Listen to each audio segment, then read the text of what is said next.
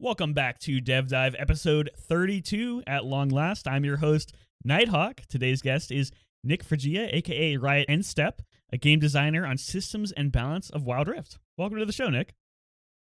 Hey, thanks for having me.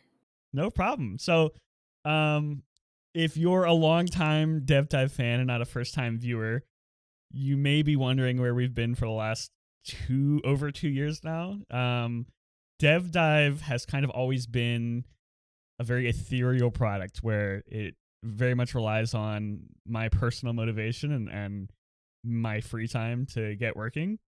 And since the last episodes of the show, it's really just been a wild time. I mean, everyone knows that the last 2 years have been just a weird time in people's lives. So we're hopefully back for a good amount of time. I've got 4 or 5 guests lined up for the next few weeks, and I'm reaching out to some others. So iron's in the fire, but we'll see what happens there.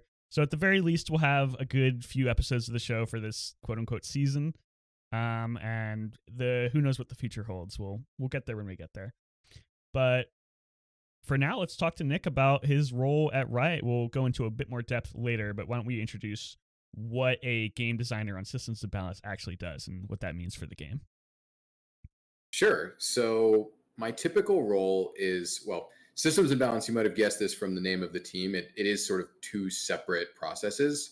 Balance is the more, I think people who know me are probably more likely to be familiar with, where balance is typically about rounding out outliers in the game, ensuring that the actual gameplay feels fair for players, and it feels fair and is fair are different things, and we try to do as well as we can at both of those, but managing both of those at the same time can be pretty difficult. There are, of course, going to be instances where gameplay is going to feel very different from reality, in terms of power or frustration or any of these things, and so this is where balance comes in and tries to round out some of those rougher edges. It's not, the goal is not every champion is 50% and every item is 50% in every slot, right? The goal is everything is close enough that you can play every champion and you can play a bunch of different play styles and you can win. Not necessarily to say that everything is exactly the same power level. And then the system side of things is more of the tends to be more of the longer or medium term types of projects, where systems kind of refers to the gameplay systems that exist in the game. These are the items, the runes, the minions, the towers, all of the kind of gameplay systems like the jungle, etc. Right?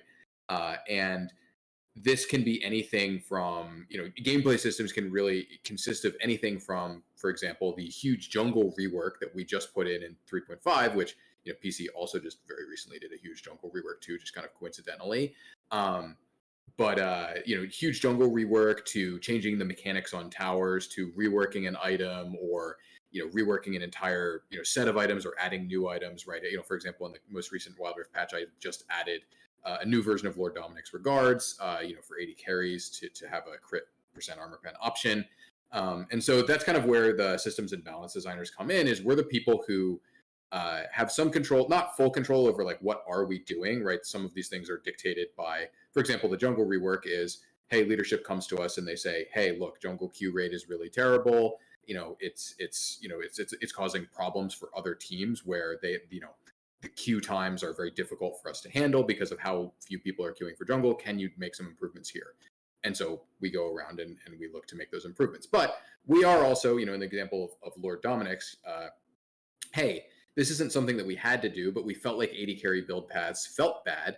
And so that's where we come in and we say, hey, this is like a player pain point that we've noticed. We've seen this in feedback. We felt this ourselves, and we would like to kind of work on something to round this out and improve this point. So balance you can kind of think of as the short-term process to round out the rougher edges in the game and try and keep everything within reasonable bounds. And systems is kind of the longer-term processes that are trying to just always strive to make the game better in the long term. So, okay, here's a very basic analogy that you can correct me if it's wrong, that I think at least somewhat fits. So would you say that like the systems are sort of like the game board for a tabletop game, and then the champions are sort of like the pieces that go onto the game board? So the game board can shape the game, and then the pieces go on top of that. Yeah, I think that's fairly accurate. I will say one thing that's a little bit weird about systems in MOBAs, well, at least the way that Riot does these, I'm not entirely clear on how other dev teams on that work on other MOBAs are structured exactly, but uh, the way that design is typically structured on MOBAs that I'm familiar with, Champions is typically considered like its own huge system that's like owned by a whole other team, right? Even though Champions really are in and of themselves a game system, that is owned by, in Wild Rift it's the Champions team, in PC it's also called the Champions team. Probably not that surprising, but there is this whole other system that's owned by another team that's like, we do make changes to these champions for balance purposes, and in some cases we've even made kind of systems level changes to them, but typically speaking we kind of are a little bit more hands off on one system in particular. But the rest of the game systems, which kind of covers any part of the gameplay, which if we were making comparison to a board game, it'd be not just the game board itself and the pieces, but also the cards that you draw, right? If we're talking about like Monopoly, or the mechanics, right? The dice that you roll to get these things, right? Like pretty much all the game mechanics are part of the game systems. In our case, though, it's a little bit weird that we kind of make an exception for what is typically considered to be the most important game system. I like the separation, because I feel like when you are making changes to the systems, you have to be very, very cognizant of how that will affect each champion, because when you change a champion, it does affect other champions in terms of champions that may be strong against that champion get weaker, quote unquote, and champions that may be weak against that champion get stronger. But the systems have such a wider and sort of like harder to track effect on that. And for people who play League of Legends or Wild Rift, I think you'll see that quite a bit when like items get changed, and you'll see a champion like Ezreal just get stronger all of a sudden because one of his item abusers just suddenly became good. So it's, I'm guessing, a lot more difficult to really find out all of like the very little nuances of the system changes versus champion changes. But before we get too much into Wild Rift, sorry, that's my cat. Before we get too much into Wild Rift, I actually wanted to go over something more about your education and employment history. And I do want to talk a lot about Wild Rift and games down the line, but Sure. I wanted to start with this. So, I don't actually know a ton about this. What is your degree in, if you even have a degree, and why did you decide to get it at the time? So I have a bachelor's. I have a double major in math and computer science, and something that might seems likely to come up probably more than once in this interview process here, is I'm not really much of a long term planner.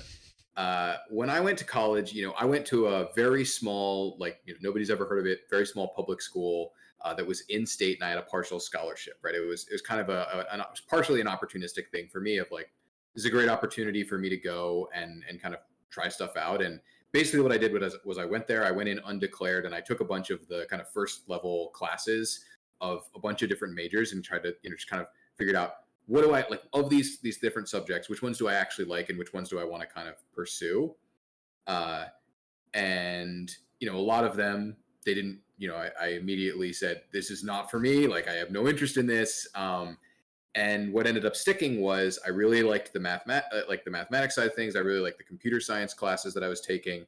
And then, thanks to kind of ironically enough, some poor math, both on the part of me and my advisor, I kind of immediately in my sophomore year, after deciding that was where I wanted to go, I committed to the double major, which we thought, because of all the AP credits I brought in that would satisfy a bunch of the core requirements so I could skip those, we thought it would be doable with like a couple of summer classes.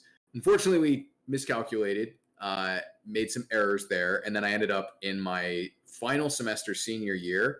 Not only did I take 24 credits, which standard college semester is 16, so that's essentially 50% more classes, 2 extra classes on top of the normal 4.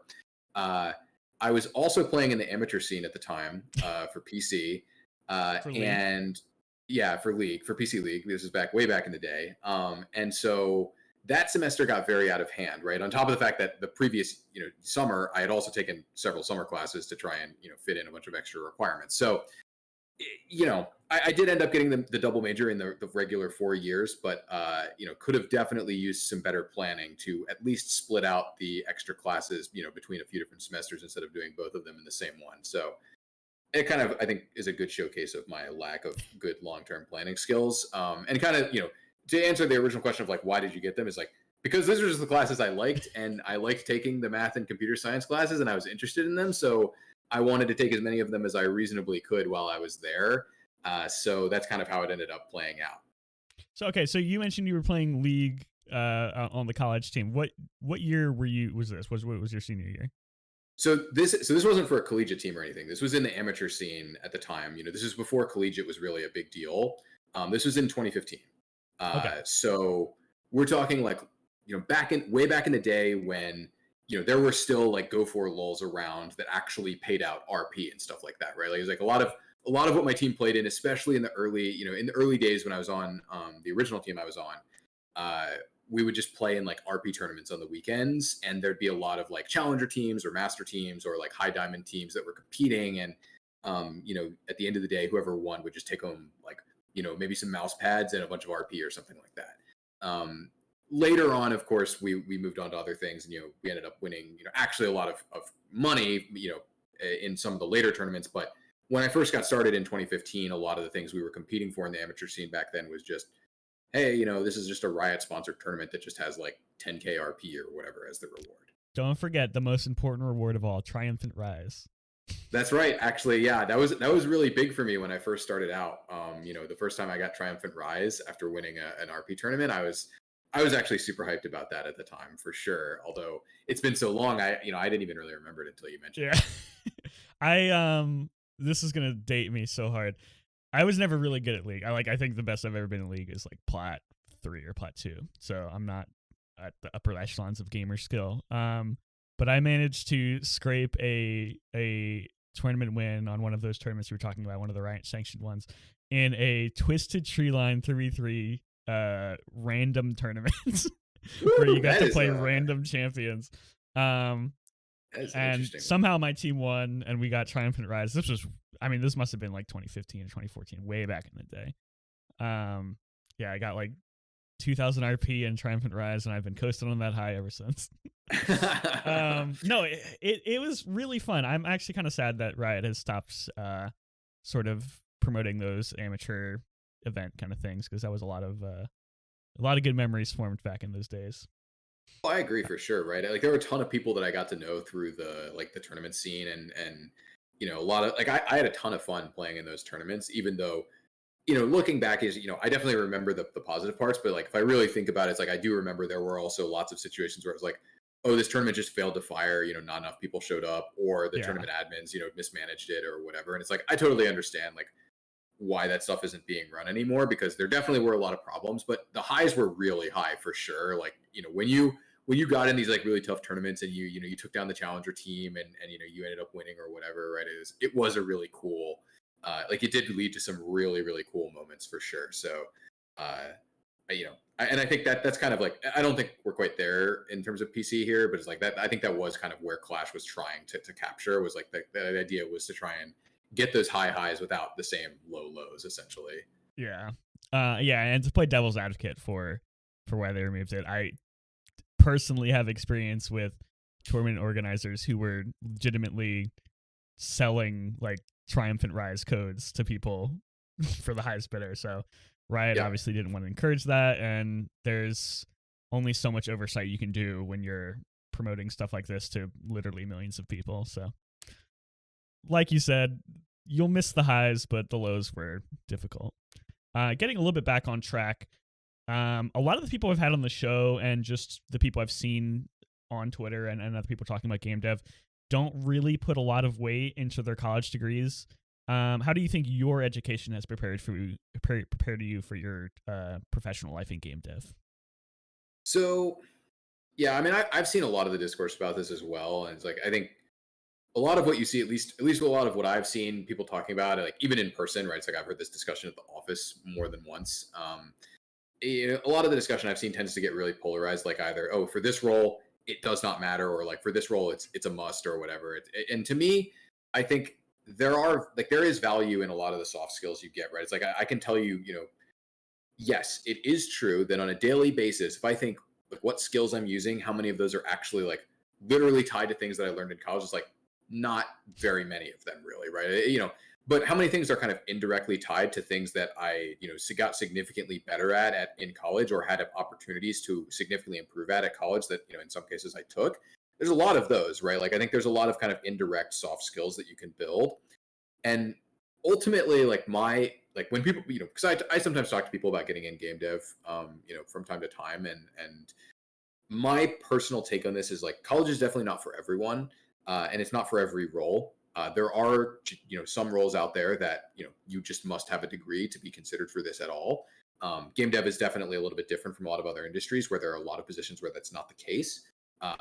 But that having been said, even if the degree isn't necessary for the role, I do think there's a lot of soft skills you can build by going to college, and there are situations where you can be a great applicant, but it can be hard to get your resume to be great enough to get the interview, right? Like, and maybe if you got the interview, you would get the job 20 or 30% of the time, right? But getting the interview can be so unbelievably difficult because I can say this from being on the inside part of this, of like, you open up these game these positions at in game dev, and you just get inundated with like hundreds or even thousands of applications.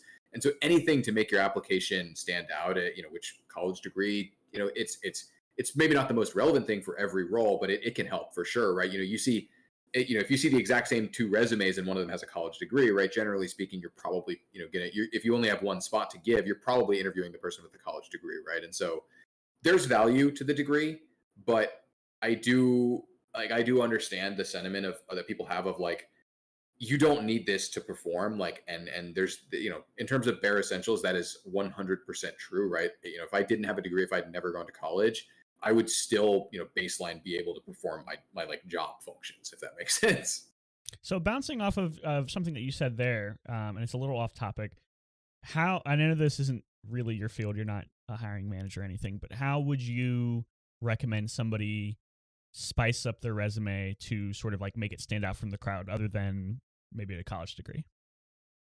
So a lot of this is going to depend upon the position, right? My interviewing experience primarily comes from interviewing people for GAT, the game analysis team at Riot, which is a pretty different role from the other one I've done some things for, which is interviewing people for, well, interviewing and doing resume reviews for game design. And so I treat the resumes in those two very differently, and I treat the interviews in those two very differently because there are very different positions, and I'm looking for different skills, right? And so it's hard for me to give like good general advice here in terms of like generic things that would apply to every role. But what I can say that I'm fairly confident in it is that having things on your resume that represent high levels of investment, high levels of achievement, high levels of kind of going above and beyond, these are the things that people typically tend to attach to on resumes and look at these. Like, one of the things that I can tell you from my experience, especially before I worked at Riot when I was doing software engineering, one of the things that got me into interviews, people would literally just tell me this to my face back then, was like, oh, you have a double major, that like you clearly went above and beyond, right? You did more than you had to get a college degree, right? And so stuff like that, right? Kind of showcasing that you did more than the minimum, and or like great achievement of like, not only you did more than the minimum, but you did really well at this thing. Those types of things definitely show up well on resumes, and that's just like generally good advice. I don't think that's really specific to game dev.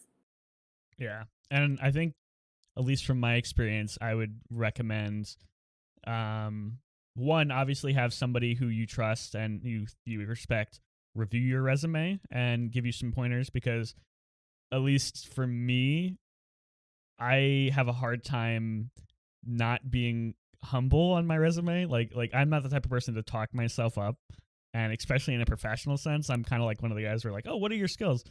I'm just like good at stuff. I'm good at things. So if you know somebody pretty well and they have like a pretty good idea of your professional ability, have them review your resume and give them have them give you some suggestions on what they think you're good at, and then you can decide whether or not that's something you want to include on there. Um, and go further, like Nick said, go further than just your work experience and your college experience. Put projects that you've invested a lot of time into. If you're in art, obviously a portfolio speaks for itself hundreds of times more than any resume could. So a good For portfolio sure. of anything that you can put together. And even if you're outside of art, there's a lot of things that you can create in a portfolio that can go a long way. Like if you've made a game, if you've made a tabletop game or a really crappy like card game or something, put it on there. Why not? Won't hurt, hopefully, unless it's really, really bad. Okay, For sure. so last question about your degree, and this is something I like to ask everybody because everyone's answer is a little different. Would you recommend somebody trying to get into your role today take the same route that you did in education? I think if someone were in a similar position to me where they had a great opportunity, bringing in a ton of, AP credits, had an opportunity to go to college, take a lot of classes they wanted to take, have a great experience, honestly. Like I had a lot of fun, just kind of learning whatever, whatever kind of I felt like learning at the time. Um, and not only did I have a fun time doing it, but I set myself up to have a great backup plan, right? As a software engineer, I was making, kind of honestly, to be really honest, like ridiculous money, for a just out of college student, when I did do that. uh, and I think overall, from that perspective, given the same opportunities that I had, I would say absolutely yes. Now, most people aren't going to be offered that level of opportunity, right? It's like I am not going to tell you that I was not incredibly lucky to get all of the opportunities that I had, because that wouldn't be true, right? I was very lucky to be in that position. I think for more, kind of average people looking at, or kind of like more average luck, I guess I should say, not necessarily average people, but just kind of looking at like the more typical situations.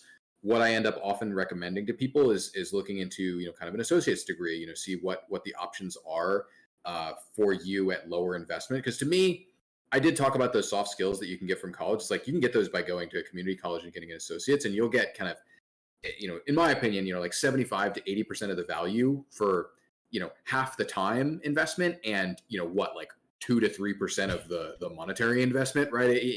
The value proposition here is just ridiculous, like unbelievably lopsided, right? And most associate's degrees, if you really do want to continue and go get the full bachelor's, you can then just spend the extra 2 years and do that, right? And so that's kind of where I would look at is like, this is a classic thing people talk about, especially in card games, is like options or power. It's like, I don't know why people don't generally say this, in general life advice, but it's, the more options you leave yourself open to, the more likely you are to be able to, string together the right sequence of things that you want in your life to accomplish whatever it is you're looking for, right? And so the like I would generally recommend leaving yourself open to the most options in the future.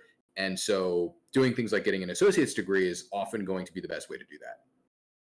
Yeah, that struck a chord with me. I actually went to a community college and got an associate's degree in computer science, and that's when I learned that I didn't like college and I didn't want to go to a 4 year degree, because I think something that people need to understand about college before they get into it is you'll only get out of it what you're willing to put into it.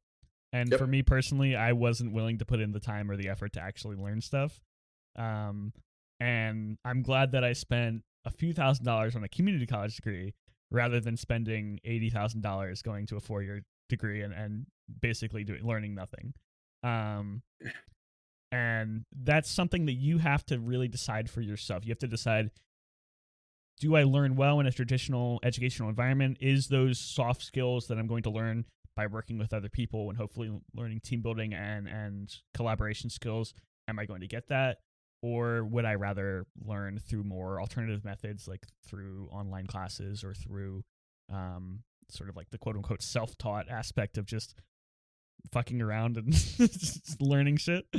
And a lot of that has to do with your personal work ethic. And I know a lot of people don't really do well in a college environment. They just don't vibe with it very much. So that's something that you personally have to decide before you hopefully spend a ridiculous amount of money or put yourself in debt to go through that.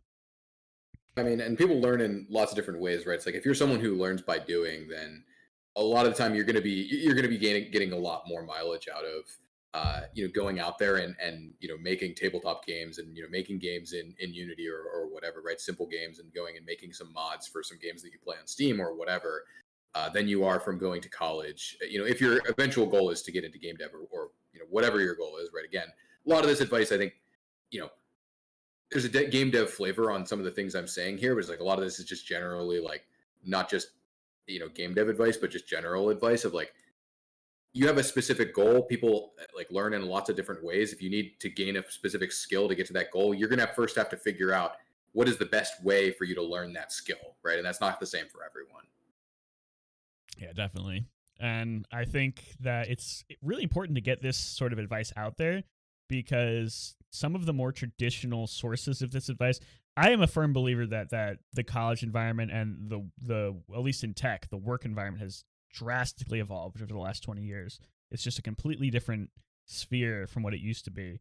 So some of the more traditional outlets of life advice on stuff like this is just hopelessly outdated. And that's something that if you're like reading a book from maybe 10 years ago, it may not be applicable today. So I think getting the most up to date information, at least to have in your lexicon of consideration, like at least using it as a jumping board to make your decision is important. But you actually gave me a really good segue into our next topic of your previous roles before Riot. So you were talking that you were a software engineer before joining. Can you tell to me a little bit more about that? What was that like? So I had a few different software engineer roles, and like truthfully, the reason I got into this wasn't because again, lack of long term planning here. Well, this was never something I was like, oh, this is the job I want. It was well, I had a computer science degree, and this was what people were willing to call me back about. I applied for lots of different stuff, but this was really the thing that was in demand, both in the area that I was in and just in general when I graduated. There's not a ton of demand for people with random bachelors in math, but there is a lot of demand for people who might have the skills to be a good software engineer, right? And so there were companies willing to take risks on recent college grads with computer science degrees. And so I went to a few of these different companies. One in particular, I stayed at for a very brief time because I absolutely just could not stand working there.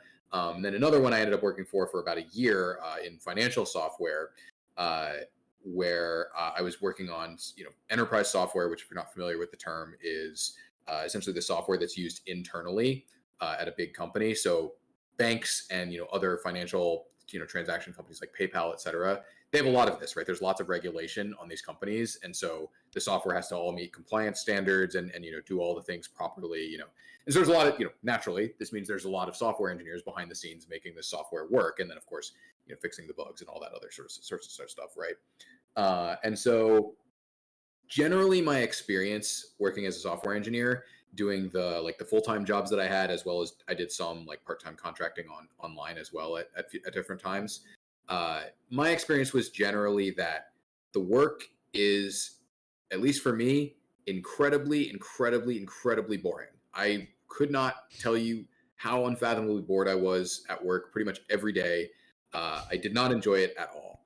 There were places I worked where I liked the environment and I liked the people.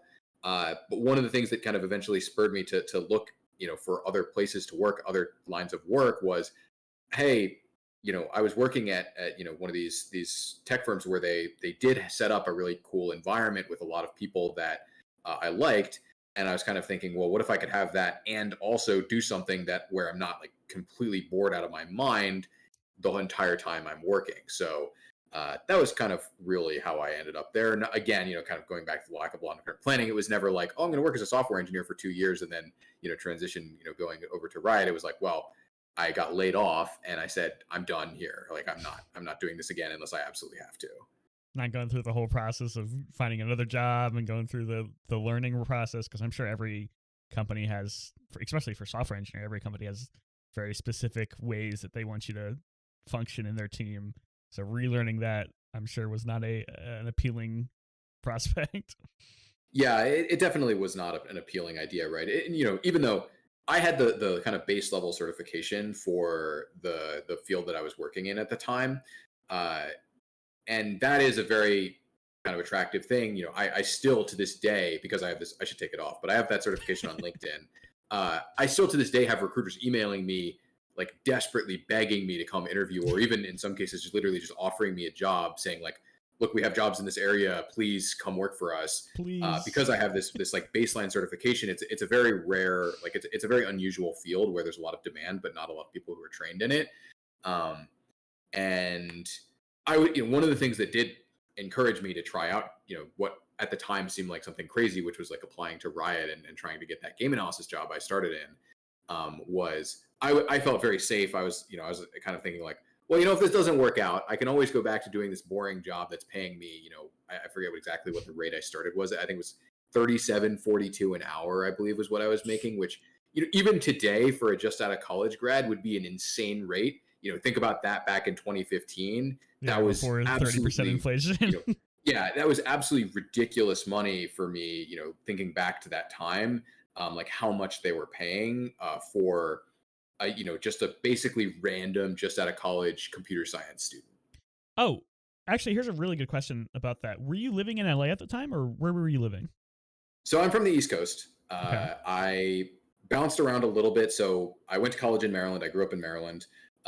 Very close to. Well, I grew up very close to Delaware and Pennsylvania. Up in the upper right-hand corner of Maryland. For anyone who's looking at a map right now, or has seen Maryland before on a map, I guess. Nobody has. I went to college in Southern Maryland on the water, which was a very interesting, very different experience for sure. And then I spent a little bit of time working in Fairfax, which is in Virginia, by DC. It's not physically that far away, but it is a pretty different place, being very close to Washington, DC instead of, in Maryland. And then when I was working in financial dev, I was instead in Delaware, which again, physically not that far away, but it was in the middle of nowhere, out with some farms and stuff like that. My rent was literally like less than half of what it is here in LA. So the whole thing that caused me to move to LA was getting the job at Riot, and so I moved across the country and paid double in rent what I was paying. Yeah, that was my experience as well. Moving from the middle of nowhere, North Carolina, to Los Angeles, I was paying 3 or 4 times what I would be paying for I was living in a room in somebody else's house in Los Angeles, and I was still paying 3 or 4 times what I would be for like a house where I'm from. And that's another thing that you really have to factor in. I don't think a lot of people really get the full idea when they see salaries in tech, where it's like, hey, you have to really quantify and you're going to be paying a specific cost of living for your working. And you really have to be cognizant of what that's going to be, because that can have a huge cut into your compensation. Because getting $80,000 a year in remote work for a little town in North Carolina is a lot different from getting $80,000 a year in a city where a studio is starting at $1,900 now, sometimes somewhere in the city, sometimes more, sometimes less. Oh, So for sure, always be yeah, cognizant and of like, that. yeah, a lot of game dev, especially COVID times, definitely impacted this a lot. A lot of people have really wanted to move to more remote work to allow for, hey, we don't have to, if you're working remote, you don't have to live in LA or the Bay Area or whatever, right? Where the rent is 2x to 3x the areas you could be living in if you just wanted to live somewhere with decent internet, where you could work online and do whatever, right? And that's obviously like essentially getting a huge raise if you do end up doing that. Although of course there are trade-offs for that. Like there's definitely some cool things about living in LA, right? Yesterday, or I think it was 2 days ago, my lunch was delivered by a robot, right? That was cool. That was like there's definitely some cool things about living in Los Angeles, but it is very expensive for sure. Okay, tangent, quick tangent, because I want to talk about that. When you say robot, do you mean like okay? Go ahead and explain. I want to hear more. So this is so I ordered this on one of the several delivery apps. I don't even remember which one. I have all of them on my phone. It's for whenever I want to order stuff in case Mhm. one of them isn't working at the time or has no delivery drivers or whatever. So order one of these services. This thing is basically a cooler on wheels. Like that's essentially what it is. Like that's actually what it looks like, and that is really what it is. And it's basically just like a locked cooler where I don't know exactly how it's loaded. I don't know exactly how this works, but they somehow get the food packaged inside the robo cooler. It's on wheels. It drives on the sidewalks, right? It doesn't go on the roads. It drives on the sidewalks. I assume well, I know this because I looked up their website afterwards because I was very interested. It's kind of similar to what you're very interested in this whole thing. I was too. So I looked up the website of the company that makes these robots. So they're driven by actual human people. They're essentially like remote piloted, and they, I guess, just use like the crosswalks like a person normally would, and they just deliver this food essentially in a cooler and it just sits outside, wherever the drop point is. It just sits there, and you go up to it, and then on your phone you unlock it, using the app or whatever, or you can text them or whatever. You just text them unlock or whatever, and then it just opens up, and you just take your food out, and then you leave. And it's for me, it was great. I definitely dislike interacting with the average person just generally, and it's also especially convenient for me because the apartment where I live, there's not like a convenient place for the people to like temporarily like pull up if they're delivering something. So it leads to some awkward situations where sometimes people will like block traffic, and I get really nervous for them, or like Yeah. they're like cause an accident that's gonna just get out of control or stuff like that. So having the robot pull up on the sidewalk was like an overall just spectacular experience in comparison. Okay, two things I want to say about that. One, I've lived in LA and I'm flabbergasted that this company even exists, because my first thought is that somebody is going to pull up with a pipe or a bat and just beat the crap out of the poor little robot and just run away. And then two, I'm just really surprised it works just via the crosswalks. That's really cool. I like the idea of like somebody with a little Xbox controller just driving a robot down the streets of LA, just hanging out. That sounds like a fun job. It But does actually. this is really interesting. I live in Raleigh, North Carolina, so pretty much as far away from LA as you can get. And we have a little startup here called Flytrex. And Flytrex does food delivery via flying drones. So I've multiple times I've gotten food from like either Starbucks or Zaxby's or Wendy's or whatever, just flown in above my house. And like it has a bag on a string, and the string goes and it lands on my front lawn. You just grab the food and go inside, and it's still very much in the like the venture capitalist beta form right now, where they're changing things constantly. And obviously this is a very weird business model, but I personally really like the idea of ending the reliance on a network of underpaid contract workers having to go to every single restaurant dozens of times a day to do food delivery. Like if we're going to get into the extreme laziness of having all our food delivered, it might as well be done by automated robots instead of some poor guy. So I like those ideas. I don't know how realistic it is to be a widespread thing, but I really like the idea that I really like the sidewalk guy idea, because obviously the drone won't work everywhere because airspace concerns and stuff like that. So the sidewalk drone is really funny to me. We got pretty far off topic, but that's fine. That's kind of how the show works. Before we move on from the software engineer role, I wanted to ask you if you had any highlights of like the very highs and very lows of those jobs, and if you had a favorite of the different roles that you worked. So yeah, so I think good. I'll use the job I kept for about a year. I kept for about a year before I got laid off as my examples here. I think it's probably really the only relevant one where I have a lot of like very strong examples to use here. Uh, Definitely the high moment for me was, or like kind of the best part of it was definitely the environment, right? It was a bunch of just out of college students, like for the most part, doing a lot of the bulk of the work, and then like a few like more certified, kind of software engineers doing a lot of the teaching, the training, and kind of like some of the back end upkeep of like some of the more difficult tasks.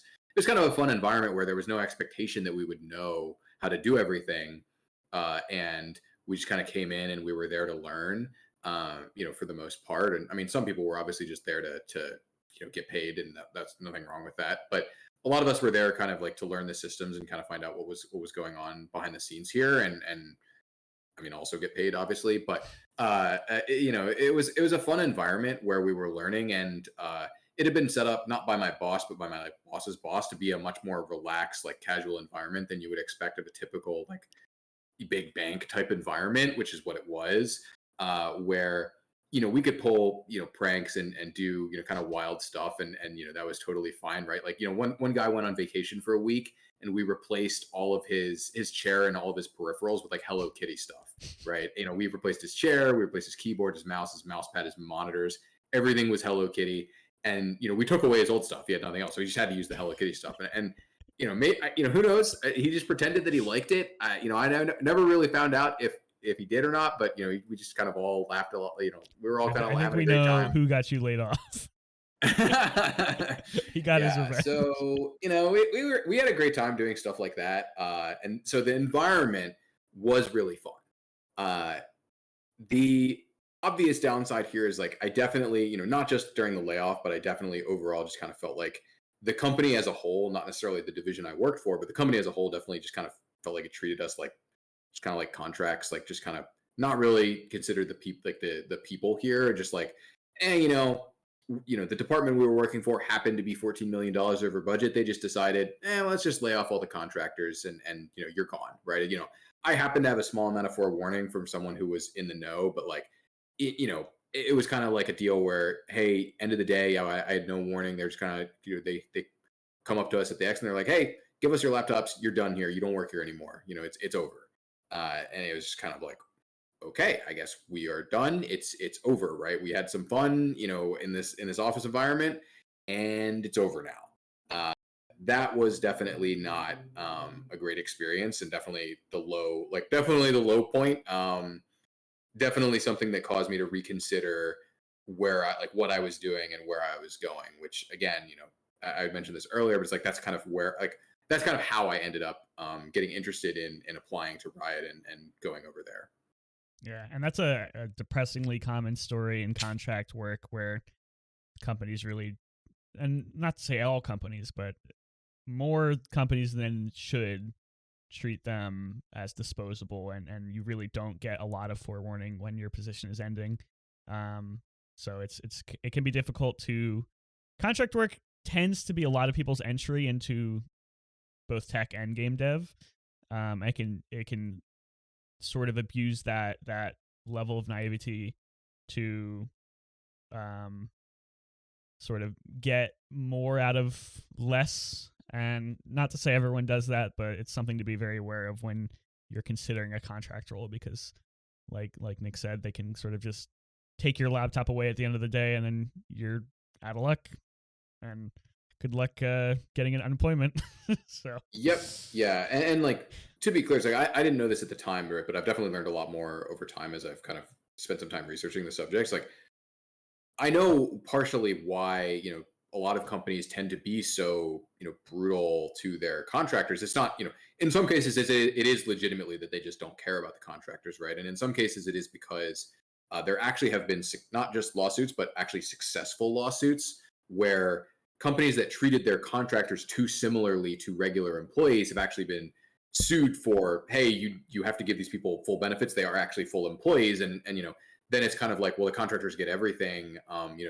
They're contractors, and they're getting paid the contract rate, but they also have to have the benefits because you're treating them like real employees. And so from the perspective of the company, it can be dangerous to be to treat your regular employees and your contractors too similarly, right? Not saying that, not like trying to be like a corporate shill here no, or no, anything it's like okay. that. Obviously there are unfathomable numbers of instances of companies just like unduly being like very cruel to their contractors, but this is why some of this can come up, or like some of this can be like particularly sharp, is that when the companies can get too close. I believe the most recent the most recent big example of this, I think, was actually, I forget whether it's Microsoft or IBM, some big tech company, but basically they were treating their workers and their contractors, or their full-time employees and their contractors, very similarly, and they ended up getting losing huge amounts of money over this. And then, of course, regardless of whether it was right or not, this of course causes them to course correct into a position where suddenly the contractors are not treated like people at all, right? Yeah, and that tends to be a very uh, reliable aspect of companies, where it's, I don't think anybody would imagine that companies do things out of malice. It's usually just the bottom line, and that's what's important. So there's always a story behind every single thing like that, where it's like, obviously they're just doing what they can to save the most money, and that can be either a good or a bad thing, depending on who you ask, if you're a stockholder or not. Yeah. So getting out of the depressing world of contract software engineering, how do you go from being a contract software engineer to moving to Los Angeles and getting a job as a game analyst on Riot? So I guess I've kind of told part of the story, but not the full one. Essentially, when I got laid off, what I did was I made sure I was secured and like make basically I made sure I was set up to be able to return to software engineering if I really needed to. Right? It's like if I had become desperate, I ran out of money, and nothing is working out. I could have gotten my job. In fact, I was actually literally several months later offered my job back at the same company, which I thought was kind of insulting. But um, you know, I kind of set things up. I did some extra certifications to make sure that I would be able to return if I needed to. And then what I started doing was I just started applying. I started asking people, asking around to people that I knew, and looking around just on places on the internet, honestly, to look at, hey, what jobs do I think would be fun, like that I think I could actually reasonably do. Like what jobs would be cool and interesting and might have a fun environment.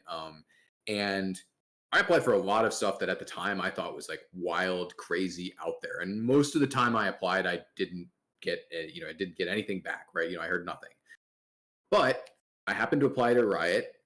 And not only did I get an interview, I went straight through the interview process. And this was back in the day when Riot actually did in-person interviews for everyone. So they flew me out to Los Angeles. I did the in-person, the absolutely brutal, like 6-hour interview panel. I'm glad we don't do that anymore. The hiring process is very different. This was absolutely awful. I did this very brutal interview panel, and I got the job. And I did have a couple of other offers on the table, but I felt like pretty definitively the game analysis position, which it wasn't what it was called back then, right? But that's really what we were doing the whole time.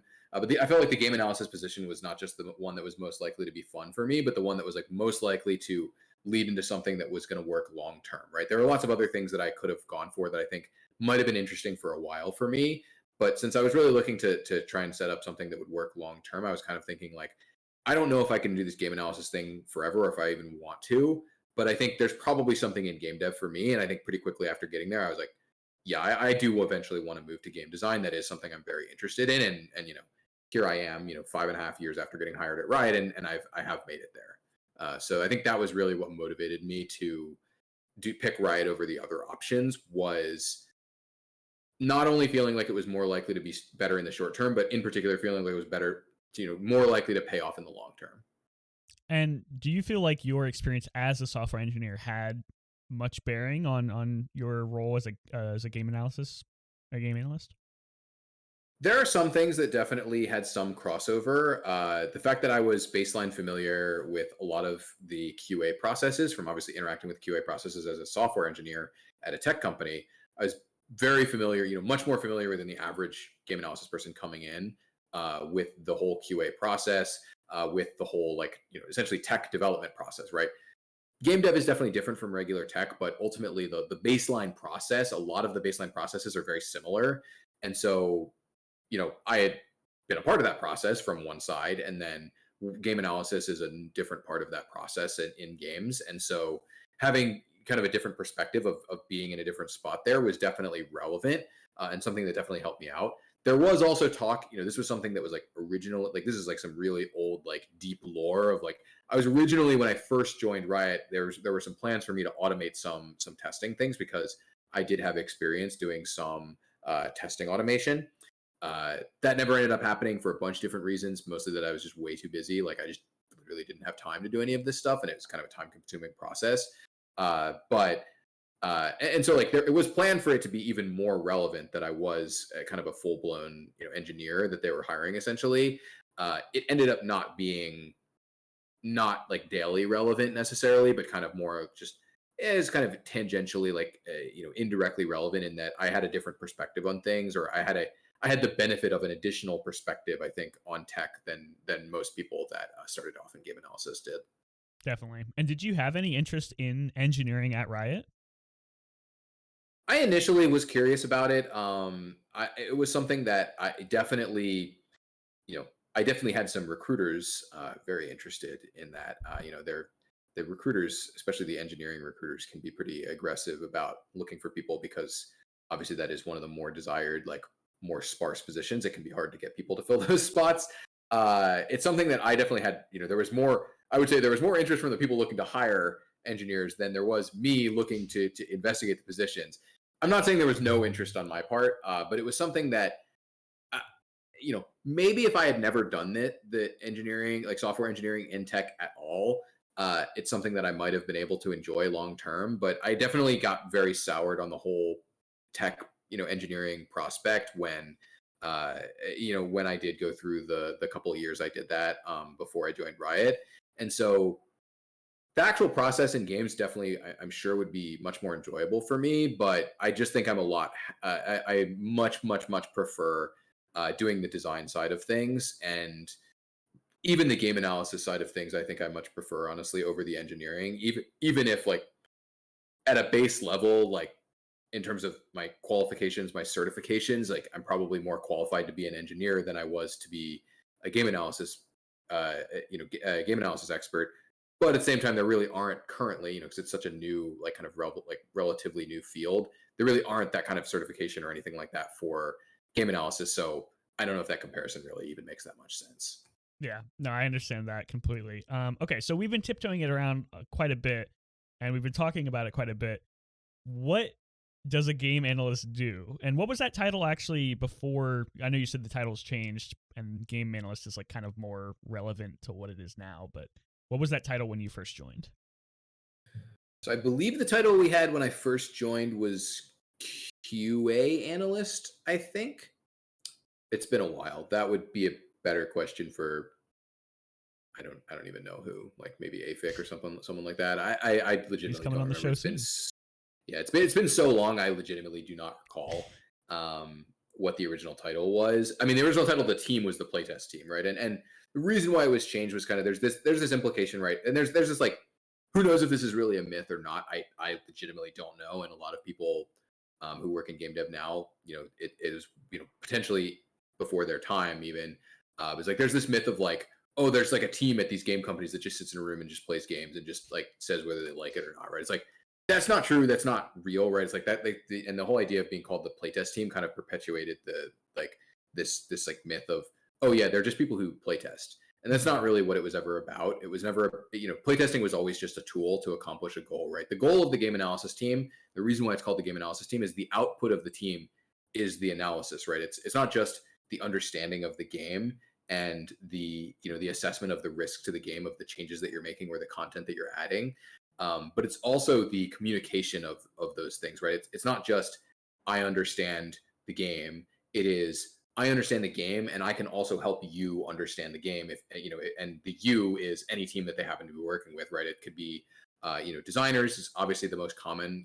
Teams of designers is obviously the most common instance here, but this could be anybody from a producer to a business manager or whatever, right? So anyone who needs to understand the context of the game, that's who the game analysis team is going to interact with, and their goal is to help increase their understanding and ability and assess the risks and be able to predict outcomes are going to happen when you make changes or make additions to the game, right? It's all about QA has these principles of uh, verification versus or sorry qualitative versus quantitative QA.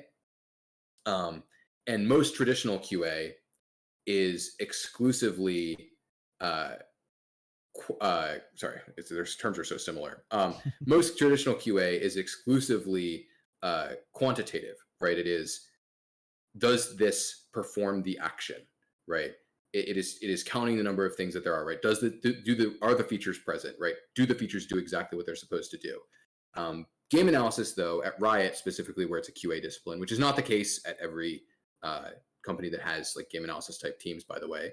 Uh, Game analysis is actually the opposite, where it is qualitative QA, right? It is, does this feel good? Is this going to be better for the game, right? What risks does this, what risks do we incur here in terms of not just the game, but like player perception and things like this, right? And so there is a pretty big difference there. And that's really what attracted me to game analysis and what kept me there for 4 years, right? I worked on the game analysis team for a long time, was the analysis work is really, really interesting, but I actually think it's also really, really the probably, like, to me, one of the even, I don't know if I'd say it's more or less fun than the doing the actual analysis, is the communication aspect of, like, not just being able to understand it yourself, but making sure that you can actually also lead other people to the same understanding. Yeah. And okay, so this is a really difficult question for a role in game dev, especially a role in Riot. Um, I'll just take the best answer you can give. What was the day in the life of a game analyst? Like, what was your typical day kind of look like? So for game analysis, the day in the life back in the olden days, and I make a distinction here. We definitely changed up a decent number of processes after COVID, and I'm not. I was on the team for a while during COVID, right? To be clear, but I'm sure the processes are even more different now. So I'll talk more specifically to like the days when I first joined.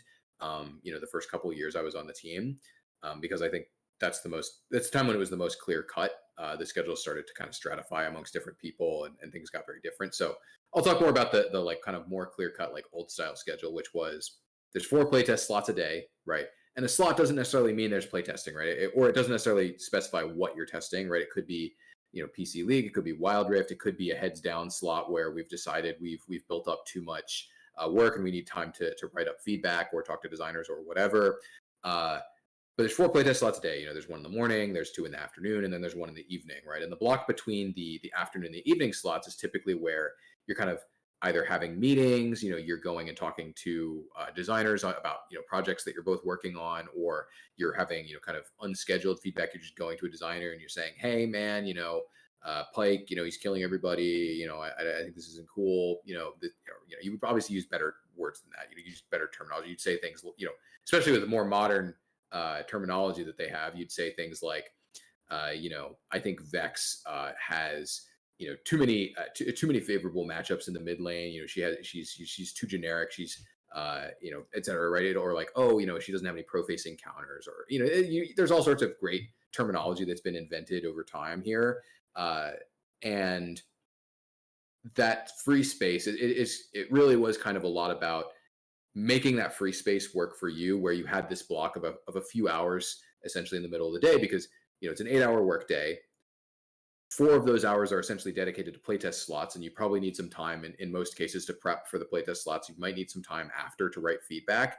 And so you're kind of talking about like 2 to 3 hours to do most of kind of like the work, right? Where the rest of the time is dedicated to generating the content that you need to analyze. And then the rest of it is, well, maybe you need to watch VODs to have a better understanding of what exactly happened, right? Maybe you need to watch back your morning VOD in the afternoon to make sure that you understand exactly why, Vex top lost lane or whatever, right? And like all the things that you're testing and understanding the test cases. And maybe you need to prep tests for the next day, right? Maybe you need to understand exactly what test cases you need. Maybe you need to talk to the designer, see what exactly the goals are for what you're working on. And so the open time was very flexible, but it all relates back to the same thing. It's making sure you're testing the right stuff, and then making sure you're getting value out of the things that you are testing, right? That's really what it was all about. Is there's the testing, there's kind of before the testing, there's setting it up properly to make sure that you're going to get valuable information out of it, and then there's extracting that information and kind of finally transmitting that information to the people that need it. And you can correct me if I'm wrong on this. To at least initially to get into this role, you had to be a pretty high level League of Legends player, right? You had to be pretty good at the game. At the time, the minimum ranking I believe was Diamond 3. This was back when Diamond 5 still existed. I'm not 100% sure that's true, actually. Again, it's been a long time, right? It's been 5.5 years, and if you include my application time, since especially back in the day, even still to the now applications take a very long time to get through it, right? But back in the day, it was way longer. I think it was like 6 months after I applied, right before by the time I got the job. So it's been a long time. But yeah, I think thinking back, I think generally speaking, it's oh, hold on, sorry, I lost my train of thought there. What was the original question? Sorry. You had to be a fairly good player to get onto the Yes. game analysis. Okay. Team. Yeah. Sorry. So I got sidetracked thinking about the some of the newer stuff that the game analysis team has been doing, and I've been working with them because they've been because at the beginning of the year they're new Wild Rift GAT analysts, so that's been really awesome. But yeah, so originally it was definitely there was specification of high ranks, but and like a lot of people had this perception, publicly the perception was like, oh, they just hire random high elo people, and it was like that was never the case, right? It's always that was a minimum requirement, but there are other minimum requirements on the communication skills and on the analytical skills, being the two most important. There are other skills too, right? But those are the two that are most important here, where needed to be a baseline expectation that you would be able to extract the value of the information from the things, and be able to set up the tests properly on your own, and be able to understand, hey, what type of test cases would we need to get different information out of the tests, all that sort of stuff.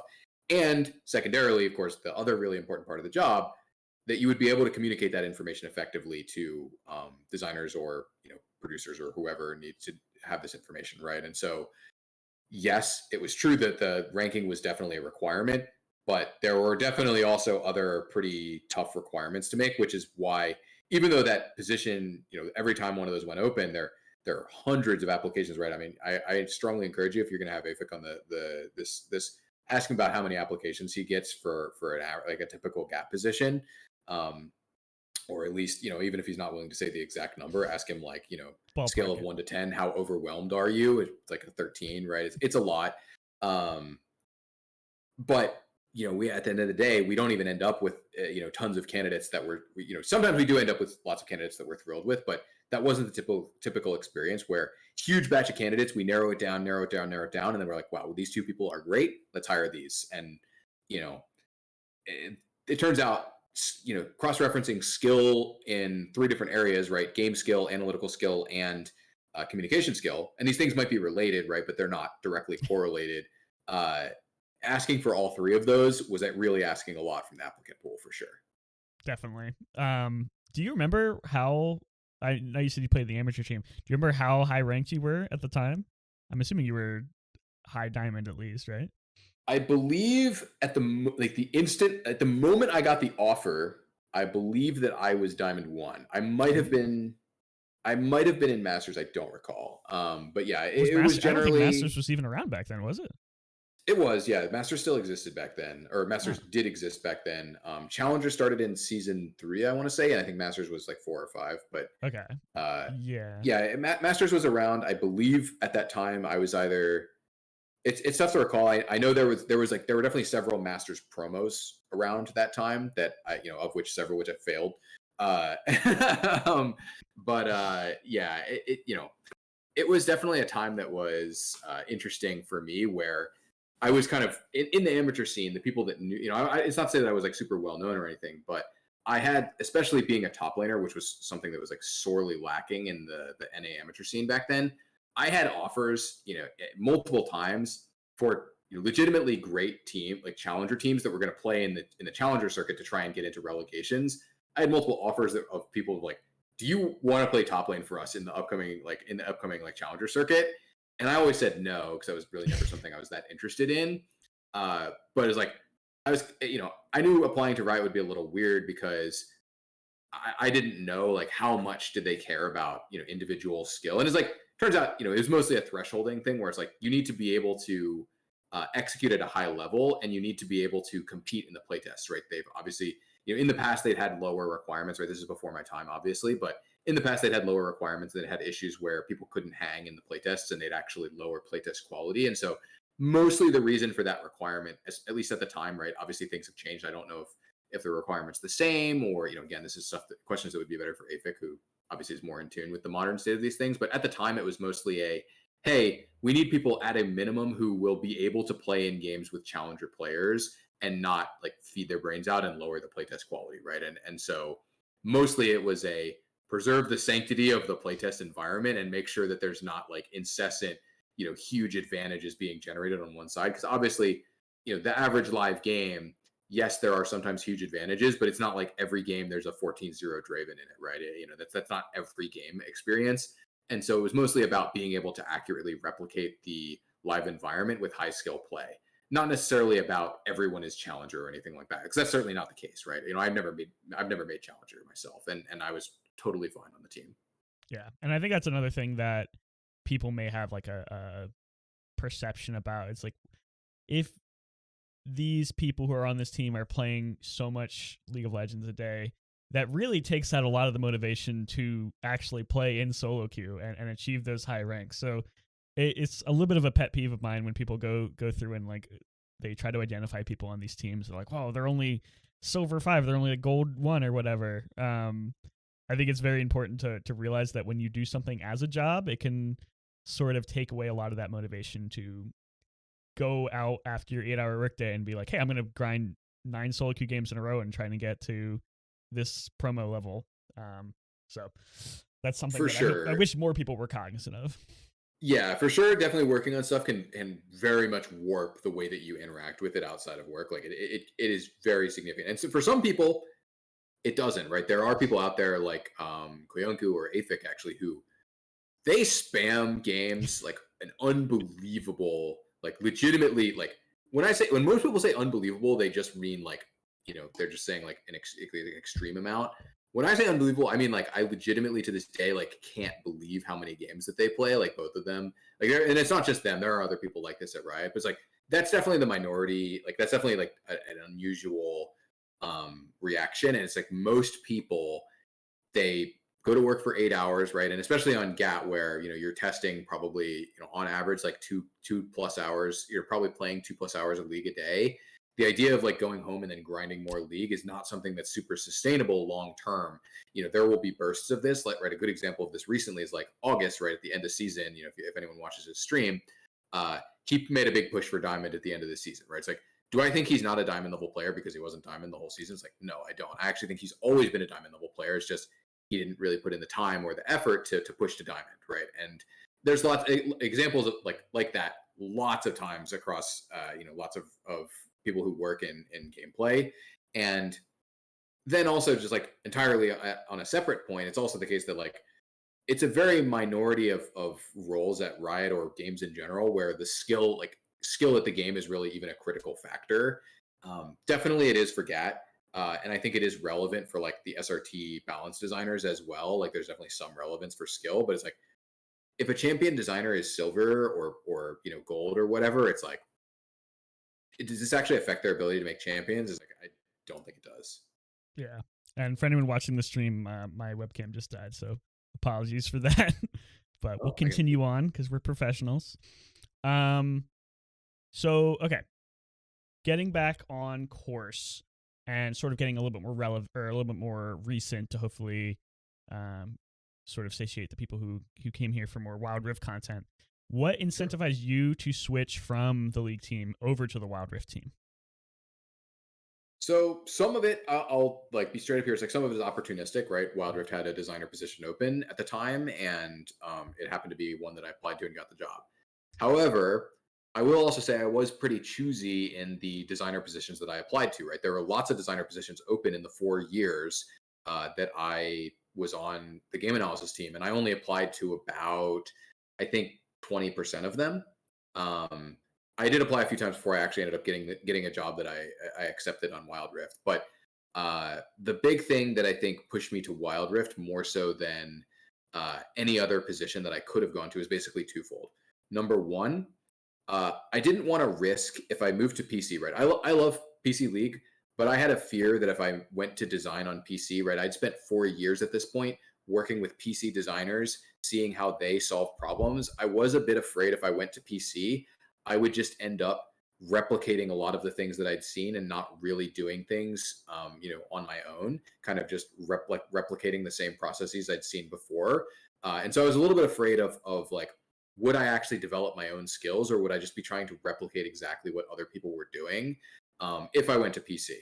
The other reason, thing that compelled me to go to Wild Rift would it kind of at a kind of an interesting like juxtaposition on that same principle was Wild Rift similar enough to PC League where having 4 years of experience working with designers on PC, uh, I had a lot of like relevant cross examples and like relevant experience and like knowledge of how PC had dealt with these problems or PC had what things PC had attempted to deal with different problems in their own space.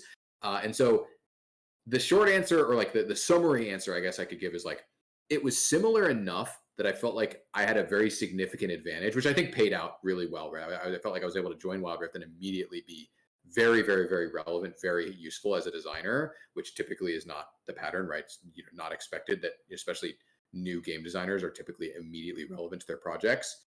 But I also wasn't at risk of falling into the same, kind of the same traps or the same patterns that I'd seen other people fall into on PC, or even not necessarily like traps or patterns, but more so wasn't at risk of just kind of following the same paradigms that other designers had followed on PC. So that was kind of one of the big things. On top of the fact that also Water was just a different game, and I'd been working on PC for 4 years, and that was, I was interested to try something else for sure. Yeah, I imagine, and especially because you joined pretty early on in the Wild Rift development cycle, right? So it's interesting. So I joined relatively early after the game had gone live. However, as on the game analysis team, I did actually do a little bit of work with um, the Wild Rift team on the initial versions of the game. I actually don't know if this has ever been publicly discussed, but like the very first version of Wild Rift, uh, the first group to test this was like, besides like the people who were working on it, of course, the first external group to test this was actually the game analysis team. Um, and so we actually did have a lot of involvement with Wild Rift's like very early versions uh, from the game analysis perspective, where one of the big things they were concerned about was like, does this actually feel like, does this have the league moments? Does this actually feel like League of Legends on mobile? Like, are the controls good? Right? They had a lot of like qualitative questions that they were asking us at the time. And so I was involved in sort of a small way in Wild Rift's early development. But yeah, when I joined up with Wild Rift, it was fairly early on, not crazy early, right? I believe at this point, Wild Rift had been out in North America for like 6 months or so by the time I joined the team. Uh, but it had been live in other regions for longer than that, a bit longer than that. So it was a relatively newer like live game, but I had been a little bit involved in kind of the earlier process when it was more in development. Okay, and what was okay? So your role at on the league team was the game analyst team. What was that transition over to Wild Rift like? Like, was it the same kind of work, or was it completely different? It's very different, right? So I will say this is something there's some debate over, right? Like I was talking about earlier, there are other companies who treat the game analysis type of work very differently. As a direct example here, the analog team at like Wizards of the Coast, the company that makes Magic the Gathering, for example, is called Play Design. And instead of being a team of QA, they're actually a team of designers that essentially fill the same role as what the game analysis team does on PC, as well as the uh, balance pod on the Summoner's Rift team, right? So they're the people that not only do the analysis work, but they also make the adjustments themselves. So it's a little bit different, very different way to approach it. Um, Not necessarily more or less valid. It's just a different approach. But I would consider game analysis to be a subset of game design skills, but it is definitely a very different process where on the game analysis team, you are there to inform, like ultimately you're there to provide information and to assess risk. And you're not there to make final calls on stuff. The designer, on the other hand, conversely, is like they're the one who is making the actual calls. They're the one who's making the actual iterations and doing like making the actual decisions. They're not the ones who are assessing the risks of what they're doing necessarily, right? They're not the ones who like they are the ones who take responsibility for their actions, of course, but they're not the people who have to assess. Hey, this has there's a chance that this item combined with this item is too problematic for the game or like unsustainable for this class of champions or whatever, right? Things like that. It's more of a in some ways it's more of an executive position, but I would actually say in a lot of ways it's more of a uh, how do I put this? More of like a um, the game analysis side is more like someone who is there to understand, and the game designer is there more to do, if that makes sense. I think you did a pretty good job at explaining that. I think there's definitely some nuances there for what the differences are, and it actually kind of leads into my next question. Has this role changed a little bit since you've joined Wild Rift? Because obviously the game as a whole, being an offshoot of League of Legends to a mobile game, must be very difficult to like sort of work off of those established principles, but also kind of set up your own principles to really make it a different game. Because people who haven't played Wild Rift may not realize this. Wild Rift and League of Legends share a lot of similarities, but they are also very different games. They play very differently. Obviously, there's the control input obviously makes a huge difference, and just sort of that the base level of what to expect out of the player is a little different. So has that role changed a lot since you've joined? Yeah, for sure, it's changed a lot, right? When I first joined, the original like some of the original Wild Rift like design architects were still there, right? Wavebreak, for example, who was originally my boss when I first joined, or well, I guess not directly my boss, but like the design lead on systems and balance when I first joined. He was one of the people who built Wild Rift. And they had lots of plans, right? Lots of things that they'd established, before the game even launched as, hey, we would like to revisit this after the game launches, with better, more perfect information. Because, of course, you can do a lot of theoretical testing. You can do lots of user testing and all sorts of play testing, external and to internal play testing. But ultimately, you're going to get way more information in the first hour a game is live about how players interact with the game than you could get in years of internal and external play tests, right?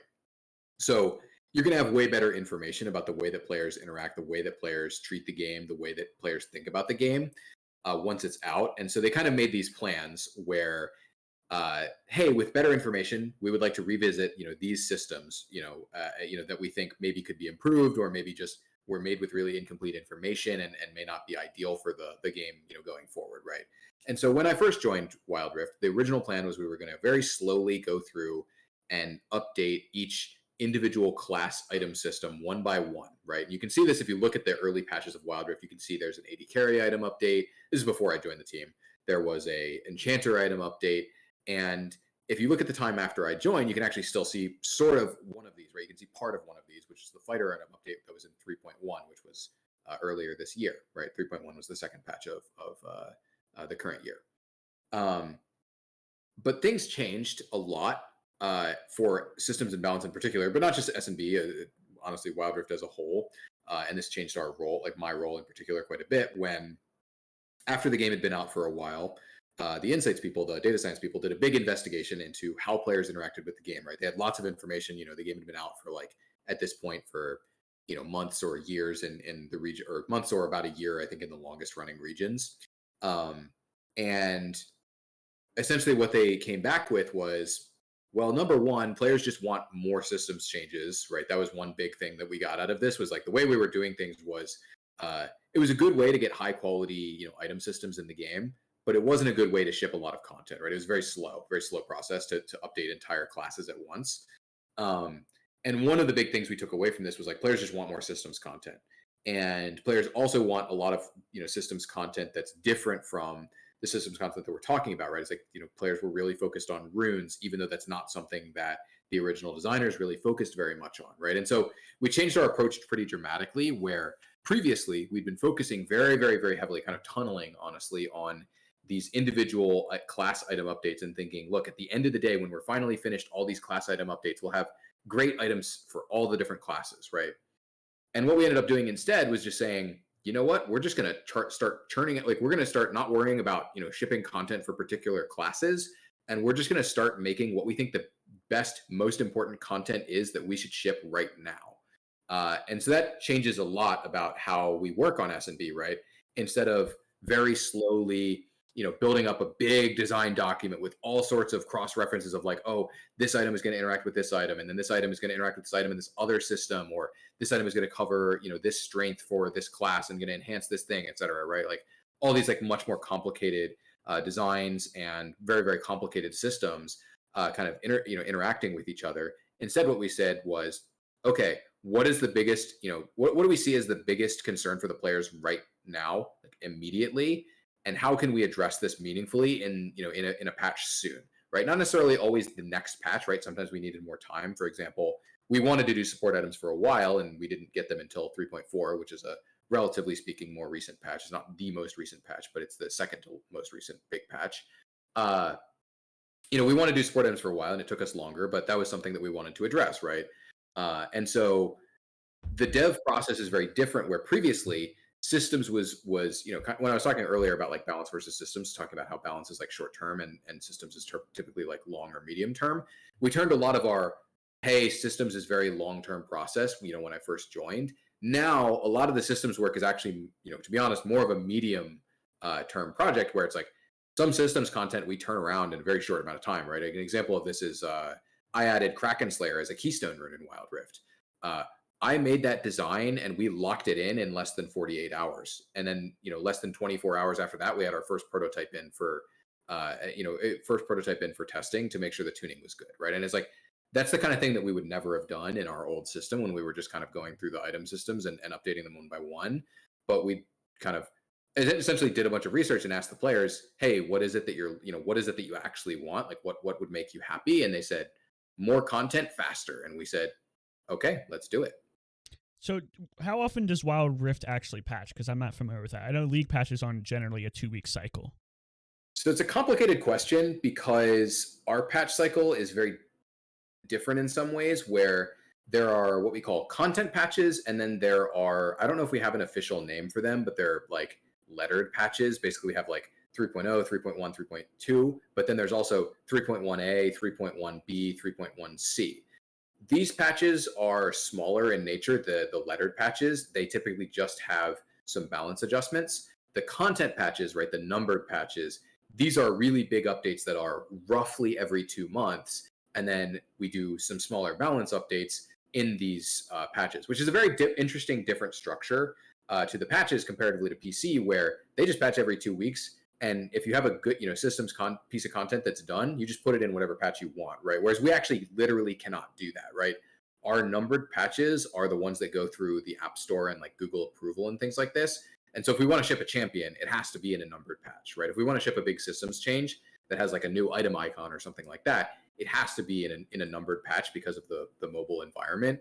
And so that system is also one of the things that encourages us to do this kind of like different style of work than both PC League and also than the original plans for Wild Rift.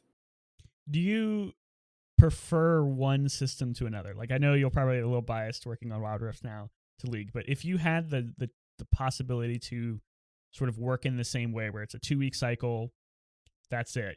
It has to be done by that, or it's going into the next patch. Or do you actually kind of prefer the longer cycle between patches because it gives you more time to kind of get things right and perfect them?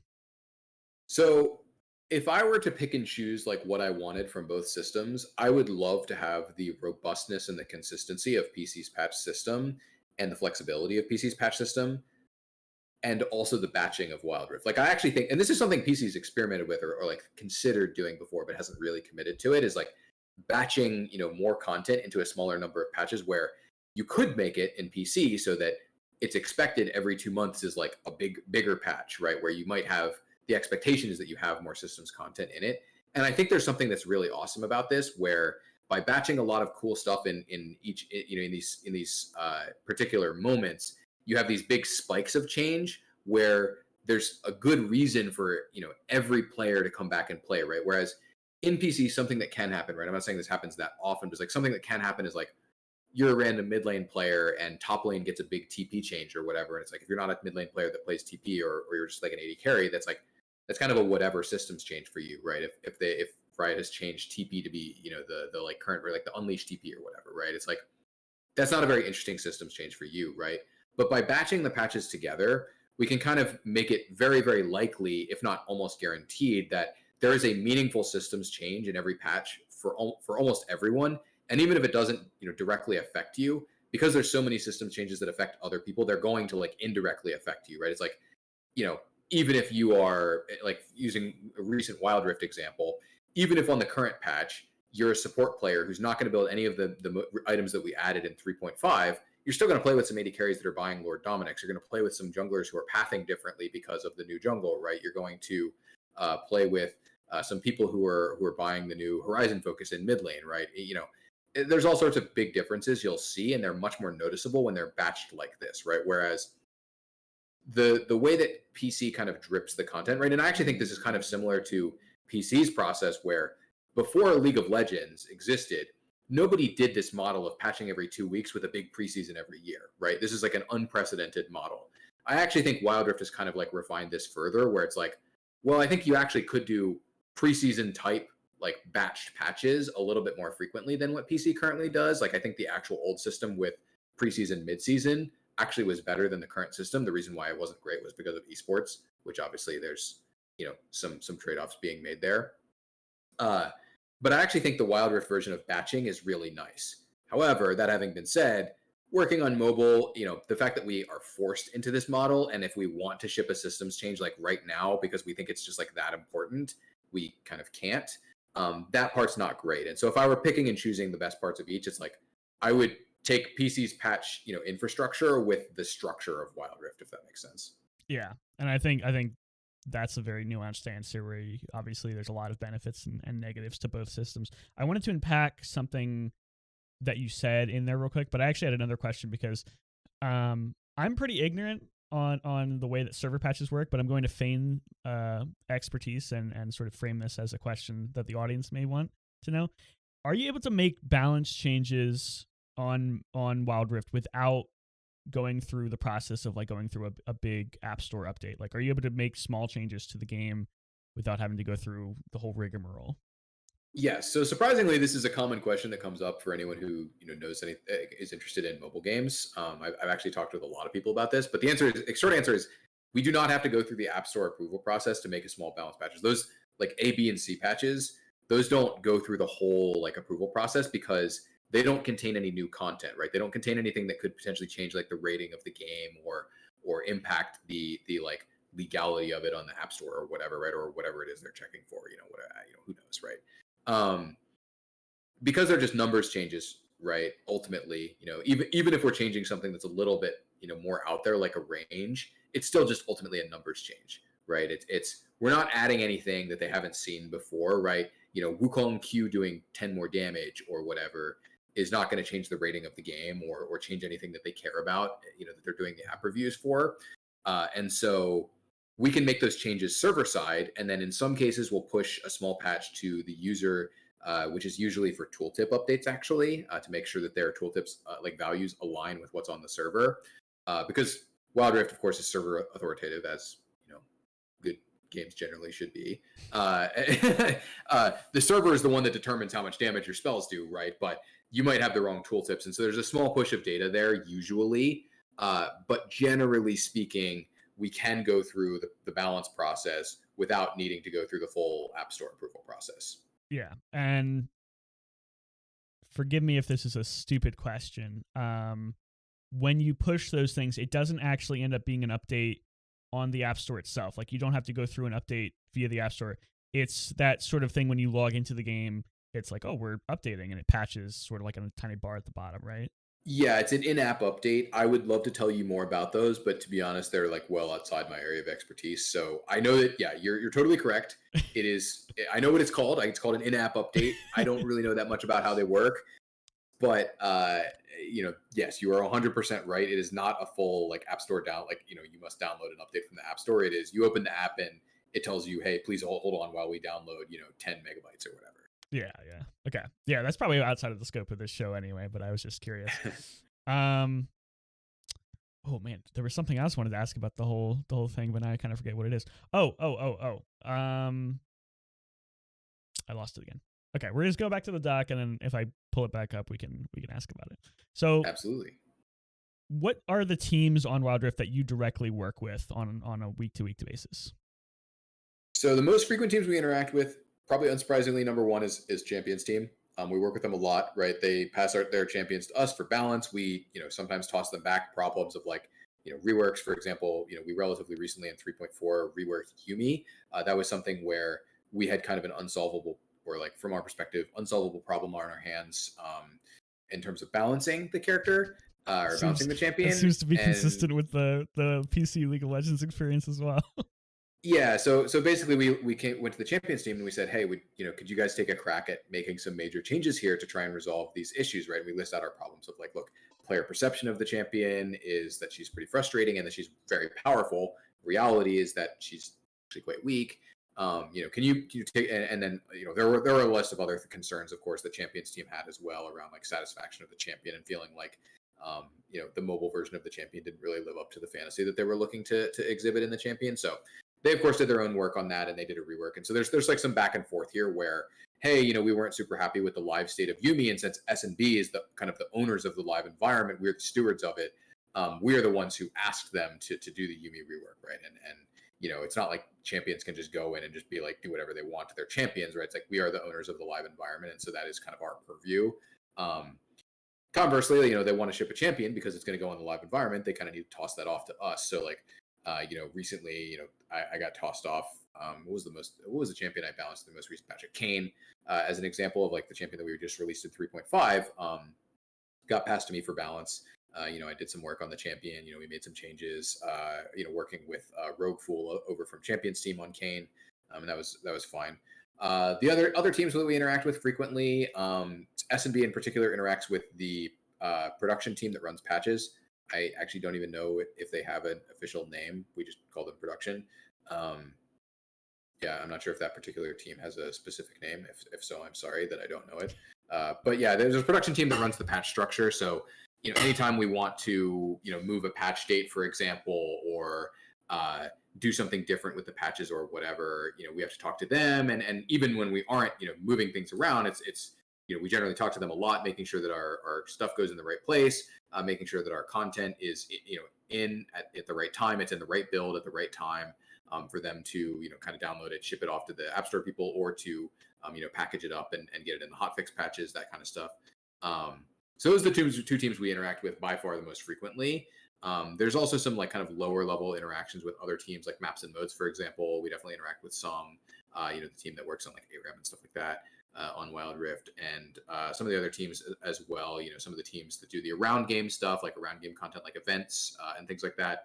We interact with them, kind of in a minimal way, because events don't typically have a huge impact on systems and balance, but there is a little bit of crossover there where sometimes we want to be aware of what they're doing or something like that, right? Champions tend to work with them more frequently because they try to line up their champion releases with events and things like that. But there's a little bit of overlap there, even if it's just partially because we work with champions so much. And this is a little outside the scope of what I was thinking about talking in this conversation, but I'm interested to know, and you can stop me if this isn't something that you have experience in or are interested in talking about. But is it intimidating, or is it hard to work on a game like Wild Rift that has such a strong basis on another game, on League of Legends PC, and then make these sort of like differences, like, because Wild Rift, like we said earlier, is a very different game than PC League. Do you find that it's difficult to really make those changes to end up being a different game, or when you see changes on PC League, you're like, okay, maybe we should do something like that?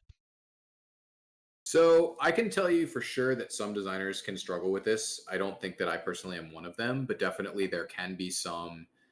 Some people have definitely had some crises in the past where they're like, oh, are we sure that this is actually better than just copying whatever PC did here or whatever, right? And then, like, you can see this in the original design of the game, right? A lot of the items are like literally word for word copies of the PC versions, and things like this, right? You look at like the original Umbro Glaive, for example, and it's like that item has had no place in Wild Rift, and that's why I removed it. But they copied the original thing word for word from Wild Rift, and I'm sure that they were questioning whether that was the right thing to do at the time. But that's what they did, right? And yeah, this can definitely be a problem for some people.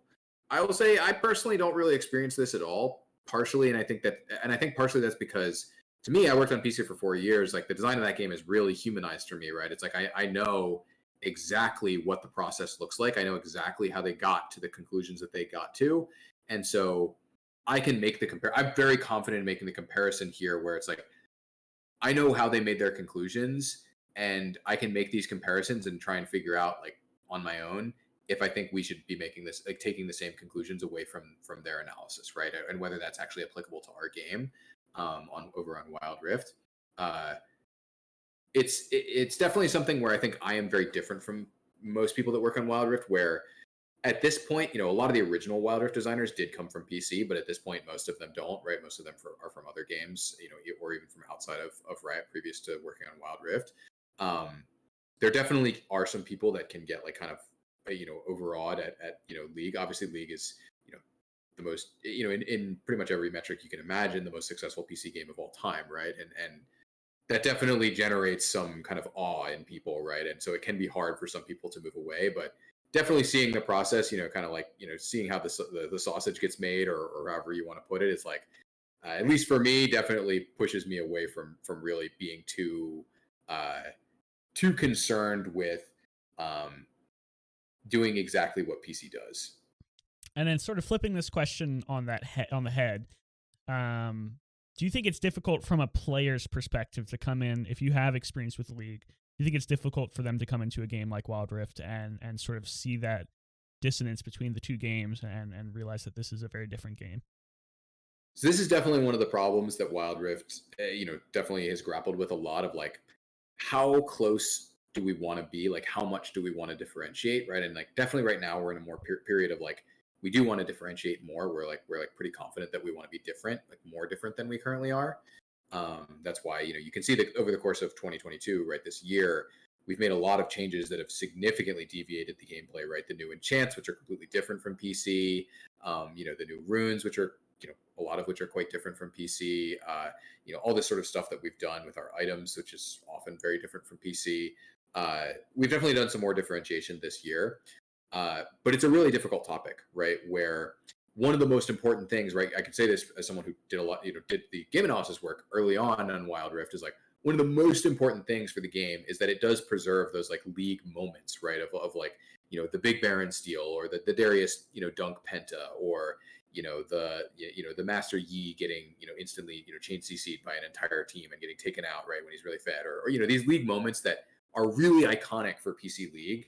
It is really important we preserve these, and we don't want to get rid of them, right? We don't want to make this just the same as every other mobile MOBA out there. We want to have these big hype league moments, and so a lot of what we're trying to do with the Wild Rift specific stuff is, how do we not just keep the PC League hype, big big league moments, but also have our own special Wild Rift moments, right? And this is one of the things I was trying to get at with the enchants that I made, right? And I would say some of these were a success and some of these were not, right? The enchants, which for people watching who have no idea what I'm talking about, these are the equivalent of like active items in Wild Rift, where the enchants are, there's like stasis, which is the Zhonya's equivalent, and there's like Quicksilver, which is the QSS equivalent, etc.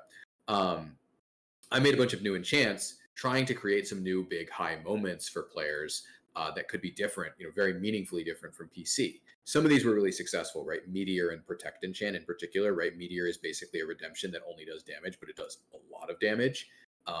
There's definitely a lot of players that have attached to Meteor as like this really cool, fun, big thing they can play around. They can try and, use this to zone or CC people in the Meteor drop as the Meteor is like coming down on them and blowing them up, right? And like Protect is similar. It has its own really big high moments. The other enchants I made, I think maybe didn't do as well on the big high moments, but that's kind of one of the areas where we're looking to go is not just league moments, but also Wild Rift moments is one of the things we're looking at now. And if you could distill down some of the core differences between League of Legends PC and Wild Rift in terms of like the actual, not like granular gameplay differences, not like, oh, different items in different games, but like where is it different? Like a player coming into Wild Rift is going to play the game fundamentally differently from regular League. I know the games are shorter. There's definitely more of a focus on team fighting. Is that right? I only played a little bit of Wild Rift when it first came out, so forgive my ignorance. But there's less focus on laning, right? Yeah, so the laning phase is a bit, well, we've made some changes. If you played it in the early days, the laning phase was relatively speaking shorter than it is now. We have extended it a bit comparatively because we did have concerns that it was actually in fact too short, as you might think from if you played it in the early time. My thought on this is like so there's a few big differences, right? And I can kind of explain like some of the design decisions behind this or some of the mechanics behind it. Is like, one is that the map is literally smaller, right? Like relative to people's movement speed and the ranges of spells and things like this, the map is actually just smaller.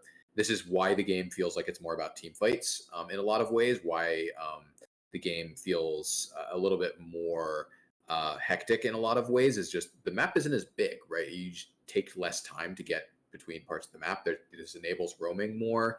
This means that jungle ganks are more frequent, but your tower is also closer to you, so you get ganked more frequently. But you are less likely to actually not be able to make it to your tower before the jungler gets to you. Things like this, right? And so the smaller map is the sort of source of a lot of the big differentials. Of course, the faster pacing is also a huge thing for the different feelings between the game is just faster pacing, smaller map. These are things that are much more favorable to the kind of expectations of a mobile game, which mobile games are just kind of expected to be faster, more hectic, more action. But it is really important to us that we maintain some of the core downtime from PC, right? There was a version that was tested early on for Wild Rift where you could just buy items anywhere and you didn't have to recall, right? This is something some other mobile MOBAs do, right? Where it allows you to have no downtime. But the downtime actually turns out really important to creating the moments, like the push and pull feeling of the kind of League MOBA gameplay. And so a lot of the kind of overall macro movements and overall macro plays end up being similar, but just faster and more explosive, right? Things can go wrong much faster in Wild Rift, and things can also go right a lot faster in Wild Rift because things just happen a lot faster. So, uh, how I would say is like if I were trying to describe this to someone who's like, let's suppose there's for somehow I don't know how this person would exist, but let's suppose there's a big mobile gamer who's a really huge PC fan and has never played Wild Rift and doesn't know anything about it. It's like the way I would describe it to them is like it's League of Legends, but kind of suited for the mobile, like from what you would expect from a mobile game. And that's something that's super impressive, like ridiculously impressive to me, is as a non-mobile gamer coming in and watching some of the high-level Wild Rift players. I always had this perception that mobile games really had a lot of issues with controls and a lot of issues with really making those inputs into the game, because as a hardcore PC player, I've always been, even playing with a regular Xbox controller or something, that was always really difficult to me versus PC. I felt like I had a lot more granular control over my character. But something that really impressed me going into Wild Rift content and stuff like that is just seeing how good people are at controlling their champion and playing the game. And it's something that I'm sure was a huge hurdle, and just in terms to get those controls to the level where players can really utilize them to the most point. Do you think that there is a significant gap between like using a mouse and keyboard and using a mobile game? I know they're fundamentally different games, but I'm sure there's some comparison there. So the interesting thing is that I if you asked me 5 years ago about the difference, I would have said the keyboard and mouse is superior in every way. There's like you just have much finer precision. It's like my perspective has definitely changed. Some of which was because of the early tests of Wild Rift that we did, where we kind of saw what it looks like if it's not as good, and then saw improvement over time as they refined the control scheme. And some of this is kind of more modern experience, more knowledge, right? I've learned a lot about mobile control schemes, obviously working on a mobile game. Uh, the control schemes are truly, I would say, just different. And I think the perspective a lot of people have of like, oh, keyboard and mouse superiority, or like this setup is just superior, is like partially it is because, people who played mobile games, 10, 15 years ago, or even, 5 years ago, a lot of, some of the lower quality mobile games is like, it's true that, you might actually feel like the reason why the controls are bad or the controls are weaker is because it's mobile, right? But the truth is that you probably just were playing like lower quality mobile games or games that were developed in an earlier mobile time when the refinement for mobile controls just wasn't there, right? Like modern mobile controls are so good. Not just Wild Rift, there are other games out there with very good controls, like very good control schemes and very, very snappy movement, very responsive controls. And ultimately, the differences come down to uh, Wild Rift offers you much better, like much finer control over your actual like movement, right? Like the comparison of being able to, essentially like move a joystick to move in any direction at any time, with perfect precision, essentially, is actually I would argue strongly that this is actually much better control over your personal position than what PC has, which is you click the ground and you go there, right? This requires very strong pointer precision to constantly be, repositioning and moving, right? Because it's not like you're using your mouse to control the movement directly of your character. You're indirectly controlling it by telling it a location to move to, and then your character has to path there, right?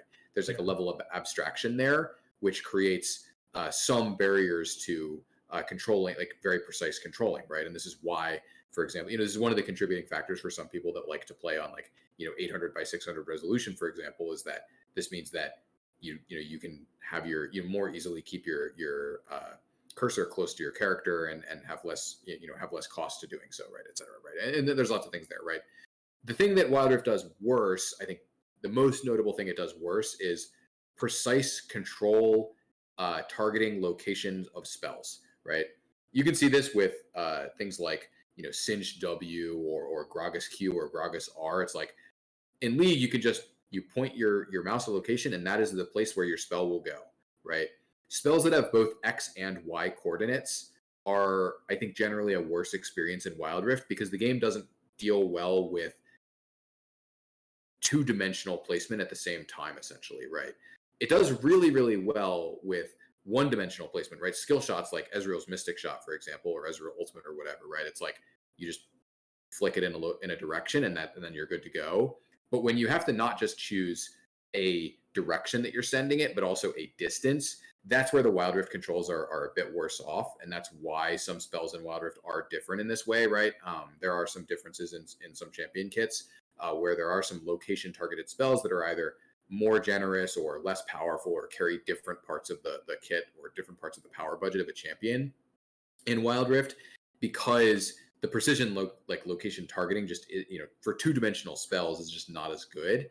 But your personal positioning is better in Wild Rift, and this is why I actually think like the movement in Wild Rift, like if you look at like pro level movement in Wild Rift, even though Wild Rift is a much newer game, I actually think the pro level movement is like comparable to and even better in some situations than PC pro level movement, even though PC's been out for over 10 years at this point, and people have had a long time to refine this, because the controls do have a level of abstraction that prevent you from directly manipulating the exact positioning of your champion, right? Whereas Wild Rift does have that exact positioning manipulation because you can just move your character wherever you want in whatever direction you want at any time.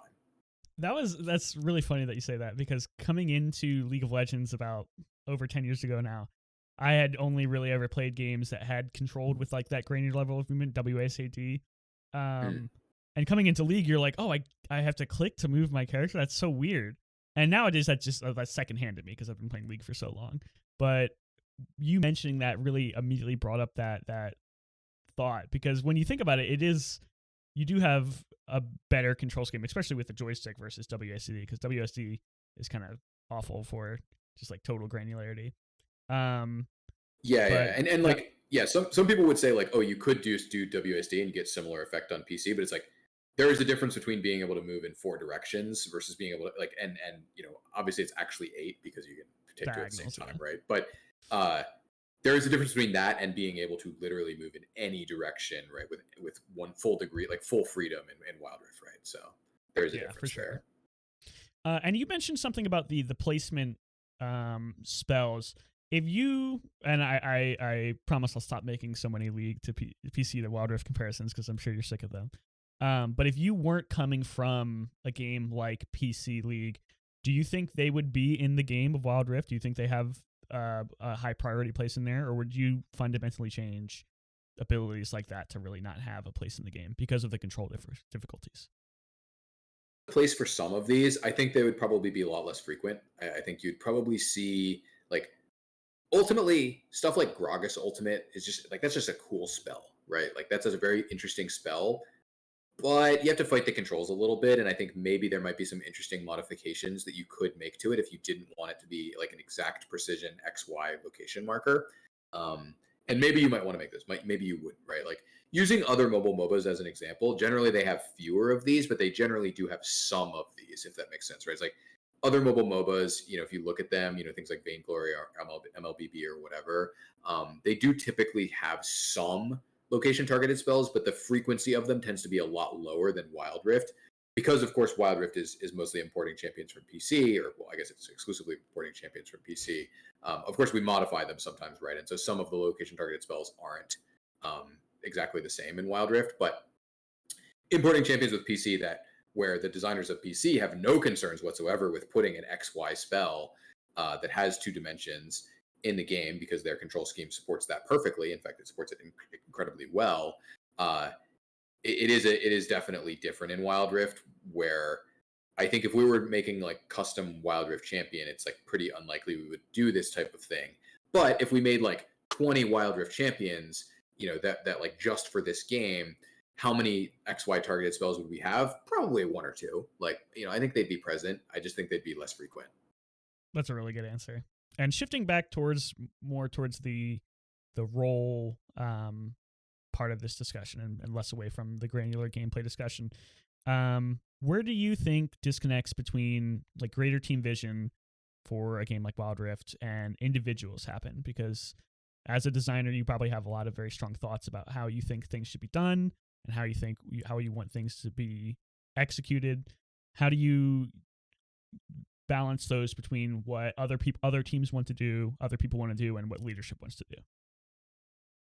So my experience has generally been there's rarely and I've talked with lots of other people in game dev that have had very different experiences here, but like at least in my experience working on PC and Wild Rift, there's very rarely been significant deviation between, hey, leadership wants us to do X, but we actually want to do Y.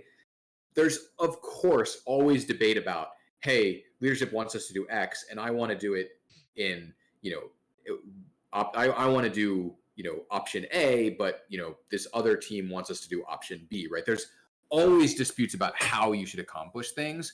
But in my experience, it's actually pretty rare that people dispute about the actual goal of what the overarching goal of what we should be doing is. Now, of course, I'm sure for some teams this has come up, right? Like at times, but for the places that I have worked, I'm going to focus here in on like when people disagree about the tactics, less so than when people disagree about the goals, because goals disagreements are pretty straightforward. It's like, hey, I disagree with this goal because I think the game would be better if we did this instead, or I think the game is worse because if you accomplish this goal or whatever. And it's like those types of conversations, as long as you have properly stated goals, they're generally, to be honest, like surprisingly easy.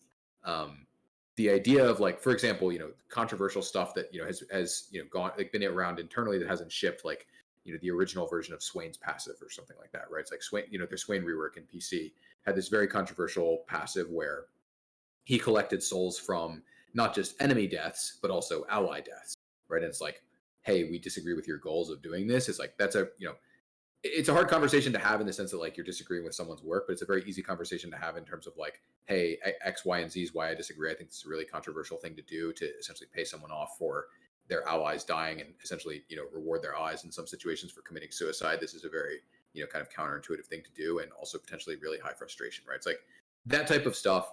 I think those conversations are pretty straightforward most of the time. The discussions about tactics can get very complicated. And even amongst designer on designer, tactics conversations can be very tough where, hey, you have a small disagreement about exactly what the maybe the win rate impact of an individual line, or whether an individual aspect of a kit is skewed towards skilled players, like highly skilled players, or lesser skilled players. And you often get to these points where if you're having the conversation properly, most of the time what will happen is you will find out where the origin of the dispute is, right? Which is often going to be, hey, I think this aspect of this system is, skewed to this type of player, or these types of players really like this type of system, or whatever. And you find that what you end up having is a, fundamental disagreement about this thing. And oftentimes this is like something that can't really be easily proven one way or the other.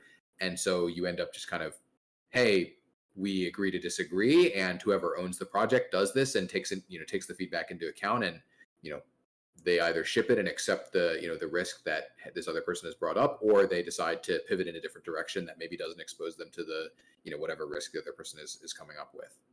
Yeah, and I think that's something that when you're in a creative field like game dev, even when you're on what some people may look at as like a less creative output, like game balance, learning to agree to disagree and not have it damage your collaborative relationship with your team is so incredibly important, because you don't want to be holding a grudge about somebody not wanting to have Swain passive reward allies dying 5 years down the line and have that affect the aspect of the game. So that's another one of those soft skills that could be learned in college. So keep a ear out for that.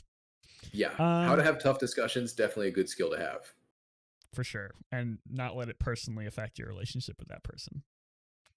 So this is more of an open-ended question, and you can answer it however you'd like. What is something that you want people to know about your role, or what's something that people may not know about your role that you wish more people did? I think the biggest thing that like when I interact with people, the like biggest expectation people have that I personally find to be like kind of annoying when people assume this is my personal opinion on balance doesn't have like or my personal experience with balance doesn't have nearly as big of an impact as people think, right? Like, this is a classic when you have Riot in your name and you're just playing in a random game, which is part of the reason why both in Wild Rift and in PC, I have all forms of chat disabled, right? Team chat, all chat, they're all off. So I find this to be really annoying when people are like, oh, they're playing Zed and they're really fed, and someone in the game will just say like, oh, Zed nerfs in next patch, right? And it's like, I work on balance and I like literally don't care if there's a Fed Zed in my game. It's like, I understand that my personal experience is, an infinitesimal fraction of the live environment, right? There's you know thousands of games being played every minute, right? Both Wild Rift and PC, and it's like in some of those games, I'm gonna if I queue up for a random game, there's gonna be some weird stuff happening in every single one of those games, right? Like there's gonna be some outliers in every single one of those games because there's so many different things happening, right? MOBAs are games of ultimate variance, right? There's so much variance in the genre in general, and so you're of course going to experience crazy variance in every game that you have, right? Even in total stomps, weird stuff is going to happen that doesn't happen in every stomp, right? And so because there's so many different things that change, so many different things that can happen in a given game of PC or Wild Rift, um, one of the things you have to understand working on balance is that your personal experiences can't be the end all be all of how you approach the game, right? You need to use data, right? You need to use the information and the tools that you have access to understand, hey, this like I in my games this week, I have seen two Zeds go 18-0, right? Is this a something that's happening just for me? That's some weird variance that's occurring, or is this actually a pervasive problem across the player base, and this is actually something that's happening way more frequently than it should, right? And getting an understanding of like where the divergence of your personal experience versus the reality is, that is something that is really critical to do a good job as a balanced designer that I don't think really many people have a good concept or understanding of. Yeah, and I think I can share that frustration just from the outsider's perspective, looking in and just seeing people sort of just immediately qualify sort of this emotional decision making based on something. Emotional decision making on these changes, where it's like, do you really think these people are so um, professionally immature that they would make changes that affect literally millions of players based on personal experiences in their games? And then obviously the answer to that is some people think, oh yes, obviously, because they're blah blah blah blah. They're so bad at balancing the game. So Yeah. just coming from the outsider's perspective, I share that frustration. So I can only imagine how rough it can be going dealing with that on a day-to-day basis. And I definitely don't blame you for disabling chat. For some like to some extent, like, and this is like funny to think about like in the objective sense, but it's not, it doesn't really help in the moment, is like some people here are projecting, right? This is exactly what they would do if they were balanced designers, and obviously that's part of what makes them, that a lot of people, many people would not make good balanced designers right out there, and that's one of the things that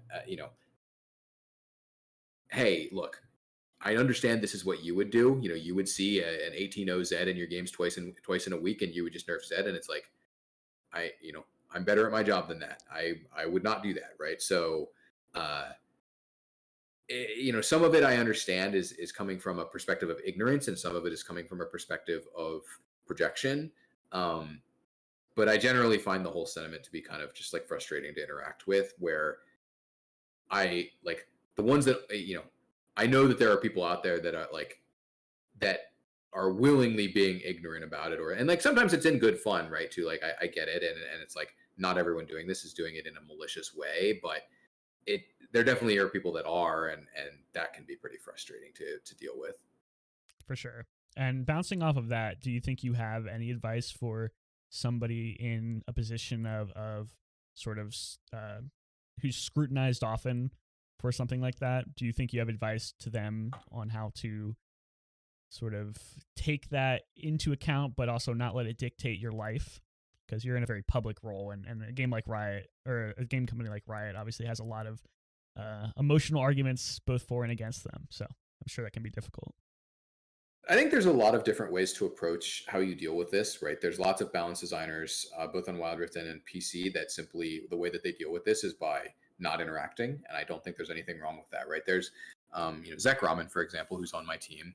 To my knowledge, I don't believe he has ever publicly posted a single thing on Reddit or Twitter or ever streamed on Twitch. Like he doesn't even have Riot in his name. He plays and he doesn't even play under his Riot name, right? Like he has a different account that he plays Wild Rift on. I think just simply being anonymous and acting like a player, I think this is a good way to approach it, right? It's like, just don't, if you don't interact with the players, a lot of this stuff will just never come up, right? And there's nothing wrong with that fundamentally, right? I enjoy interacting with players on my stream, and so I'm willing to opt into that experience. And to me, I would say I have a particular skill for being able to rationalize this type of stuff. And I just say, like, look, it's either coming from a position of ignorance or it's coming from a position of projection. It's like, and I can tell myself that. And when I see these types of comments, like in my stream or in my Twitter DMs or whatever, it's like, I would say I'm pretty good at brushing this type of stuff off. For whatever reason, I find it frustrating when I see this type of stuff when I'm playing the game, which is why I disable the chat. And I think that's probably because I am putting so much of my focus on playing the game, and I find this type of thing to be distracting. But outside the game, I don't tend to have too much of a problem with it. So the rationalization and like being able to make sure that you understand, like, at a deep level, not just that you say this to yourself, but that you actually believe. It's like you have to legitimately understand. It's like, this is not how things work. Like, they don't understand, and they are, generally speaking, acting from a position of ignorance. And the best thing I can do for them is either to educate them or to ignore them. Right? Those are really my only options.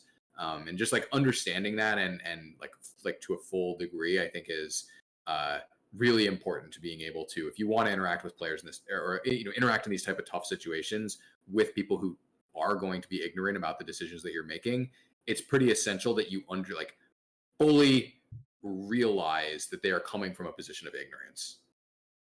And on a more positive note, coming from that sort of vein, what interactions do you find like actually provide constructive feedback and like things that you feel like you can use to make the game better? And how would you recommend that people form those thoughts if they were to interact with you? So my personal experience has been the most helpful thing that I get out of player interactions is not really understanding like what players even want, or what players think that they want, or what players like are looking forward to, but actually just how players view the game. Like, this has been for me the most like important thing I've been able to get is, how do players understand the game? When they look at this item, what do they think about, right? When they look at this situation, what is it that they're thinking? This has been extremely helpful for me as a designer, and just generally as someone that works on games, of like getting a better like a better like kind of read into the player's mind, or like a look through their eyes. That has been the most useful thing to me. And like, honestly, it's also the most fun part, I think, of working. I mean, I guess hearing about players' anticipation for the future or their excitement about the current game, that's also really fun too. But I think it is really fun trying to like climb inside the player's head and like understand what it looks like what the game looks like to them, which is very different from the way that I see the game, right? It's like inevitable. Working on the game is going to warp the way that you view the game. You cannot look at it the same way as a player. And so the most important thing for me interacting with players is always to be able to get that kind of unbiased perspective of, how does this player see the game, right? How do they look at this system or that champion or this situation or whatever, has always been the thing that I have valued the most in player interactions. That's awesome. That's really good to hear. I love asking questions like that because for people who are in a more public facing role, I'm sure that the vitriol and the negativity can be overwhelming. So I like to sort of shift the focus towards some of the positives and kind of see where you actually can get some benefit out of that wall of stuff coming at you. Yeah, for sure. And I'll say like, uh, I would say in particular, like I've been pretty impressed. Like I've been doing these Twitch streams, these review streams of Wild Rift patches for at this point over a year. Um, I've been really impressed with how positive in general. Like, not to say that I've never gotten any negative comments on my stream, because I certainly have. But like how positive in general the stream is about the game, especially relative to like my Reddit account and like my Twitter account, where I've gotten death threats on both of those. And I'm like, not just death threats, but like I've gotten a lot of like very negative messages, like people that are just very down, or people who are very very like some real vitriol or whatever that they're spewing at me. But the Twitch stream in particular has been a real kind of like beacon of positivity for me personally, at least, which has been really awesome for sure. And that's one of the reasons why, uh, you know, I set up like I set out originally to try and just interact with players generally. The stream was one thing I tried, and the stream is the one thing that like I still every patch I make sure that I set aside time to stream and I make it work even if my schedule is really awful or I'm sick or whatever. I make it work because that has been really awesome, and interacting with players and on my stream has been really awesome. Yeah, and I actually had this on the show notes, and I completely forgot to mention it. I wanted to plug your stream and your passionate rundown. So go ahead and tell all the people out there where they can catch you and what they can expect. Yeah, so it's twitch.tv/endstep. So that's just like the two words end and step, but no space or anything between them, is where I stream. And basically what I do is usually I try to, within a few days of every, like whenever the patch notes go up, so when the patch goes out live for Wild Rift, I try and go through the patch notes and kind of review. It turns into a Q&A stream basically every time, where I'm just answering a lot of questions from the chat.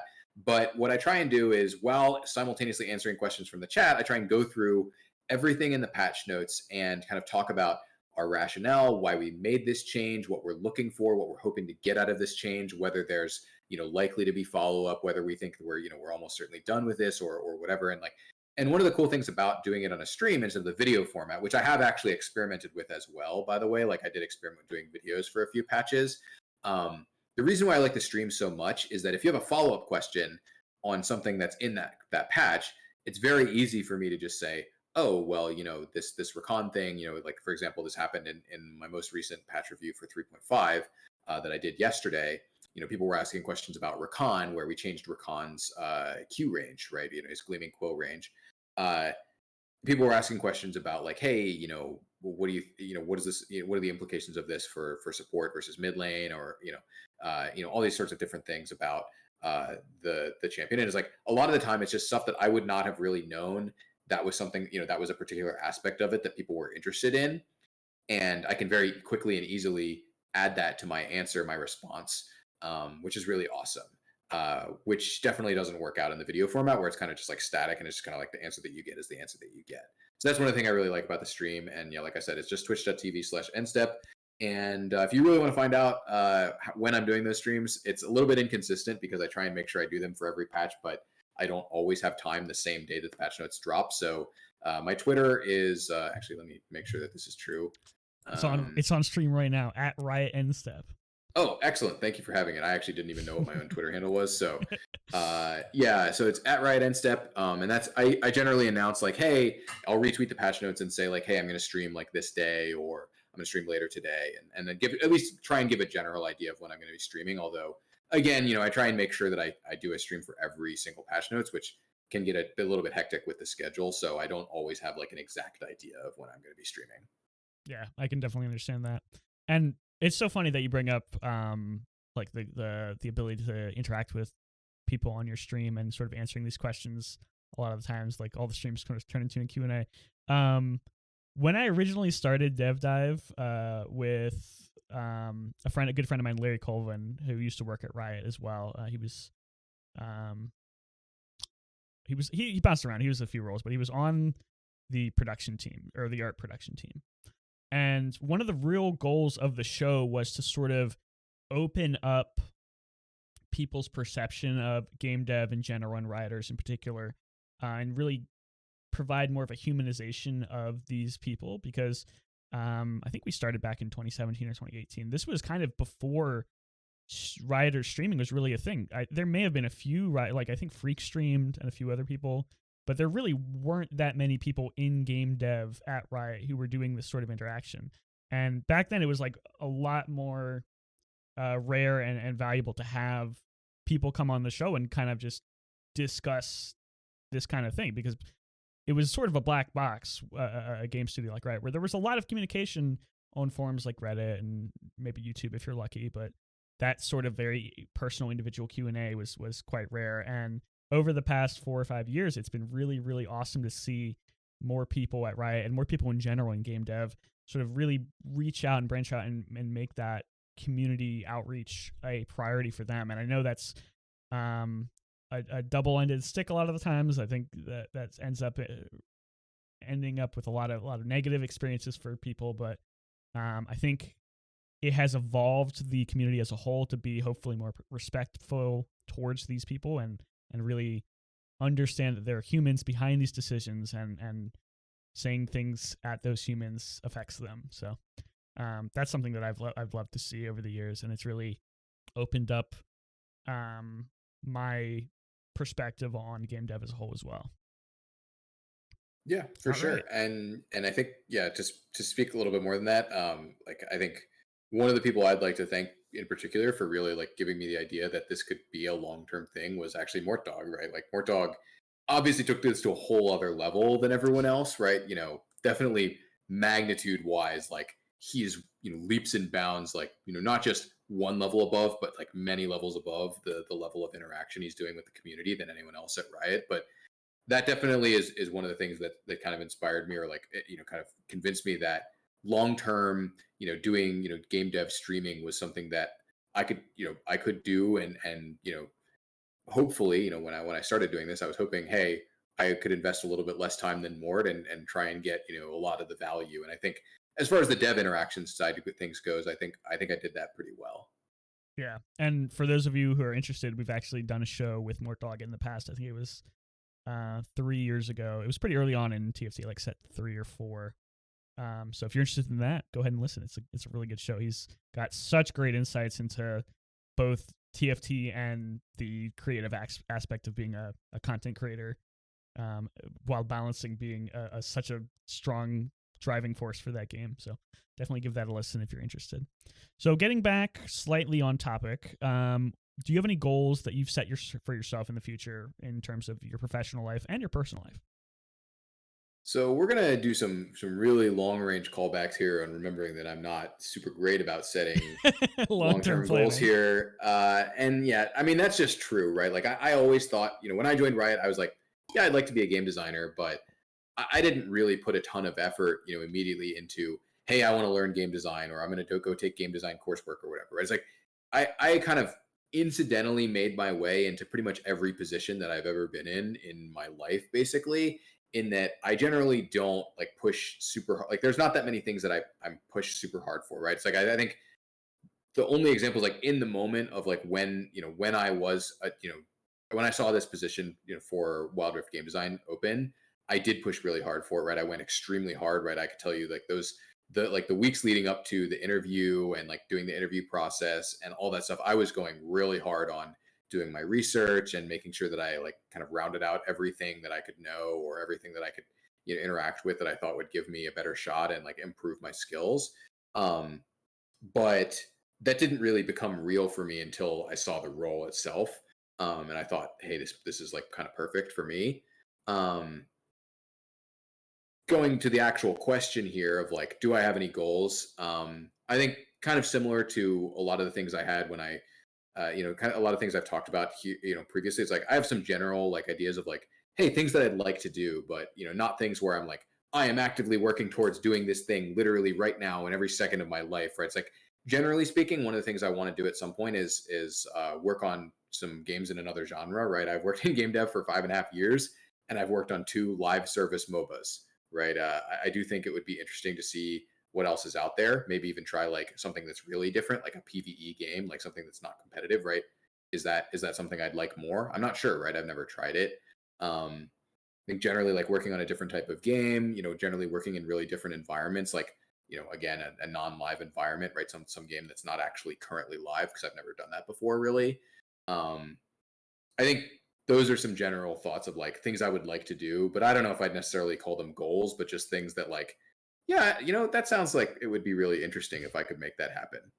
I think we share a lot of the same philosophies there because I also, whenever I ask, I work at a in education technology, and whenever I get asked like, oh, what are your goals? Like, where do you see yourself in 5 years? Which I hate that question so much. Yeah, I'm not a fan. I'm just like, I, maybe doing this, maybe doing something else. I'm very much fly by the seat of my pants. So it's good to hear that other people can share that philosophy and still be successful in their roles. It's very inspiring. So transitioning into more of the key takeaways and wrapping up the show, because we've been here for quite a while and I've taken up enough of your Sunday evening.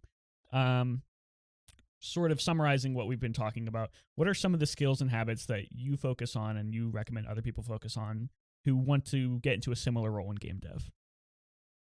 I think the biggest thing I would call out from dealing with a good number of people who are trying to get into game design in particular, the biggest deficiency I think I see, or like the biggest area where I think there's a lot of room for improvement, is understanding other people's perspectives. Right, this is a classic where a lot of people that get into that are interested in game design, what they actually want ultimately is to make games for themselves. Right, there's nothing fundamentally wrong with this. Right, it's like, I mean, it's kind of a selfish reason to get into game design, but I mean, pretty much every person who wants to do work is doing it for like somewhat selfish reasons, right? There's nothing wrong with that innately, right?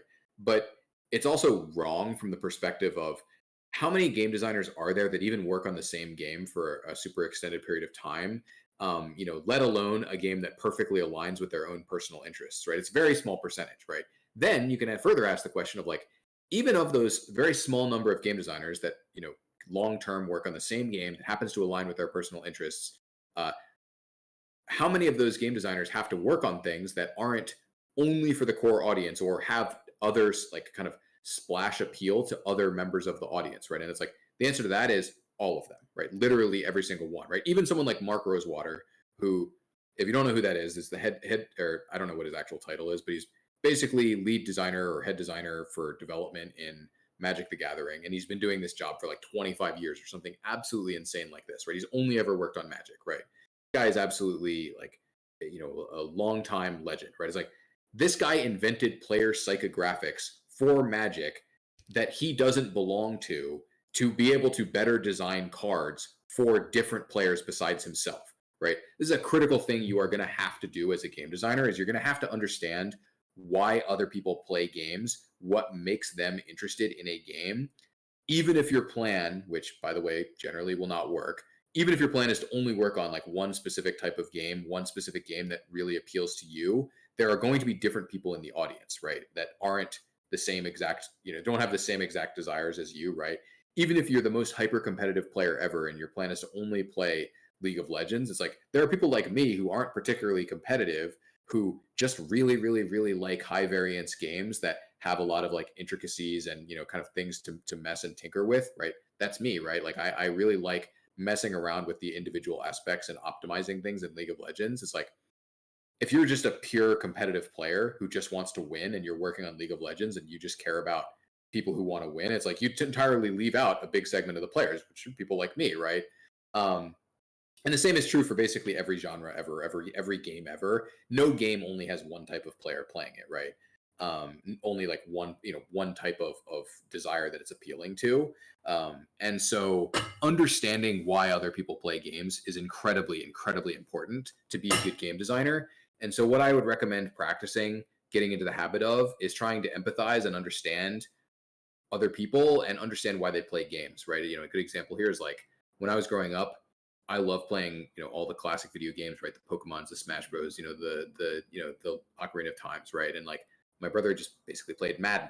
And one day I happened to sit next to him on the couch. I don't really remember why I was there when he was playing Madden, and I kind of just quizzed him on like what exactly did he like about Madden? Why did he like Madden? Because I hated this game. I couldn't stand playing Madden, right? And it's like I actually think this helped me a lot to understand um, like the differences between people and like what people were playing video games for. Was he wasn't playing for the same reasons I was. That's why he liked Madden, and he didn't like playing Ocarina of Time, right? And understanding those differences and pursuing the understandings or like pursuing the reasons why different people like different games or don't like different games. That is what I would highly recommend to people getting into game design, because I think it's number one, the most important skill, and number two, I think it's also the area where people are tend to be most deficient in my experience getting into game design. Yeah, I think I 100% agree with that. The example you gave with Madden just tr- resonated so hard with me. I'm like, yeah, I just don't understand how people can sit down and play sports games for, or even like driving games for like 10 hours a day. That's crazy to me.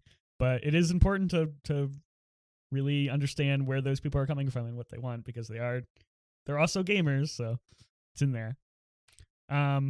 Next question: if you could go back to the college days, to the classic 2015 amateur scene, what have you wish you had known back then? Like, what would you have done differently? I think one of the things that I would have done is, I don't know how much this would change things. Again, I'm not really much of a long term planner. So, like, especially thinking about myself back then, is there anything I could say that would really change the things that I would do? I don't know.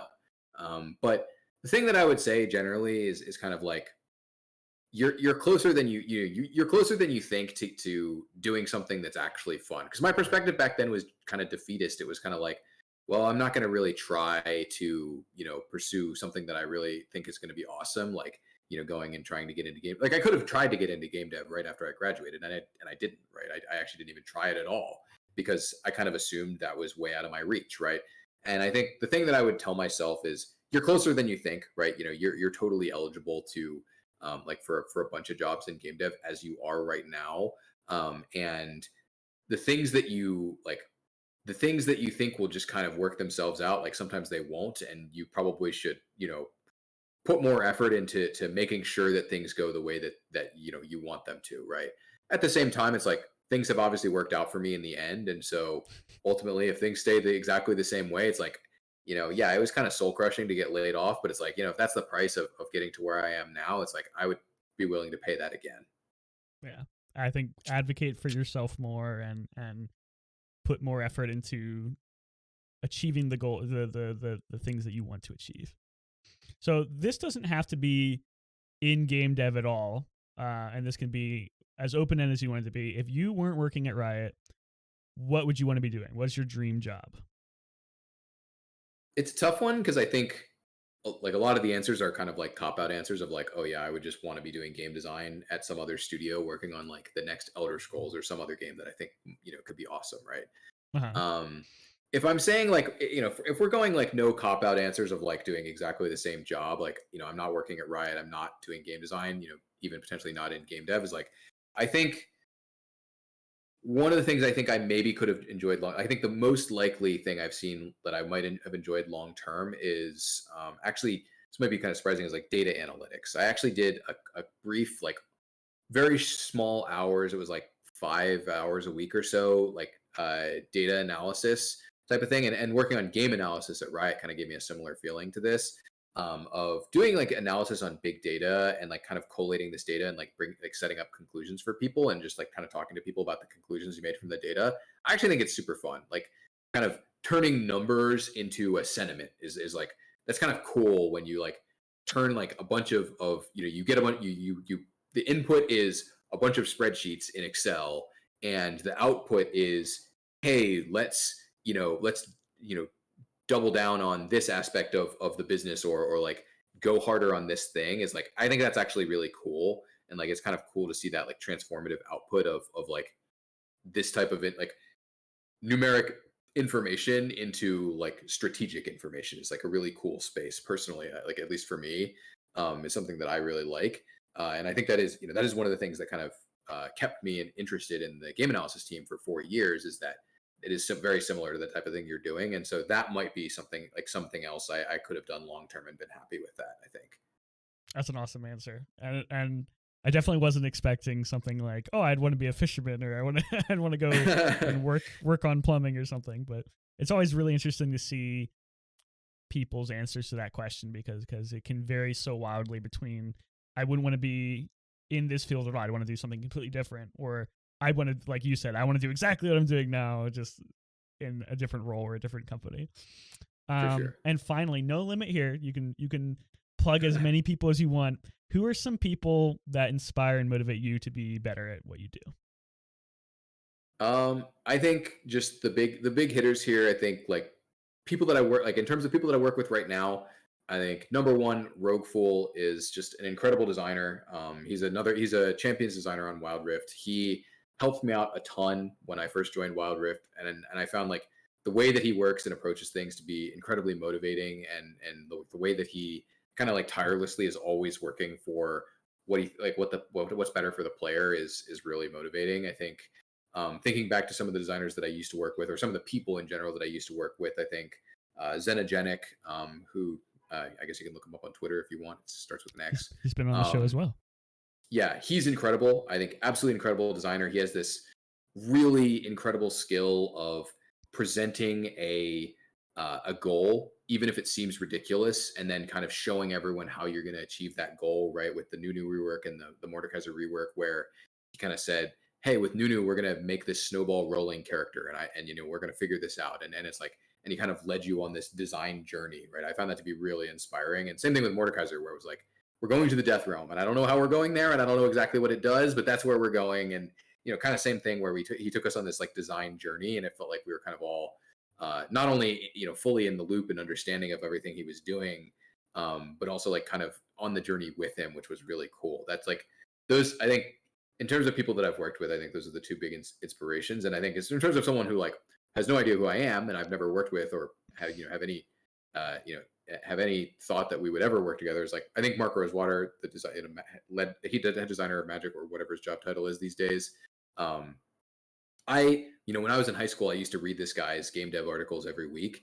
And, I never really had any thought of like, oh, I'm eventually going to be I'm going to be a game designer just like Mark Rosewater in the future or anything like that. It's just like, this is just something that I thought was really cool that I read. And then, nowadays this guy's put out like 300 plus hours worth of podcasts. And I've listened to like probably 100 hours worth of his podcasts just because they're so interesting. Right. And it's like, this guy I found is really inspiring. He just makes a crazy amount of content. He does a crazy amount of design. I think he does a crazy good job. And I think the guy is just all around incredible. And I find the whole thing to be really inspiring, like the whole story of like how he got into game dev and, became the head, like the lead designer for Magic and doing all this stuff. It's like, it's really inspiring.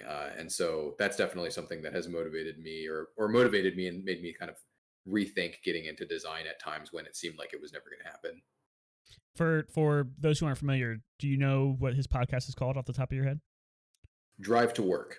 I think it might have an exclamation point. I can check right now. If you look up Mark Rosewater, Drive to Work podcast. Yeah, that's the first. It's recommending the podcast. Yeah, you can find the first. The first three links are all links to the requisitions of the podcast. So yeah, I highly recommend if you're someone who is looking to learn about game design, especially if you play Magic. I would highly recommend listening to some of his podcasts and reading some of his articles.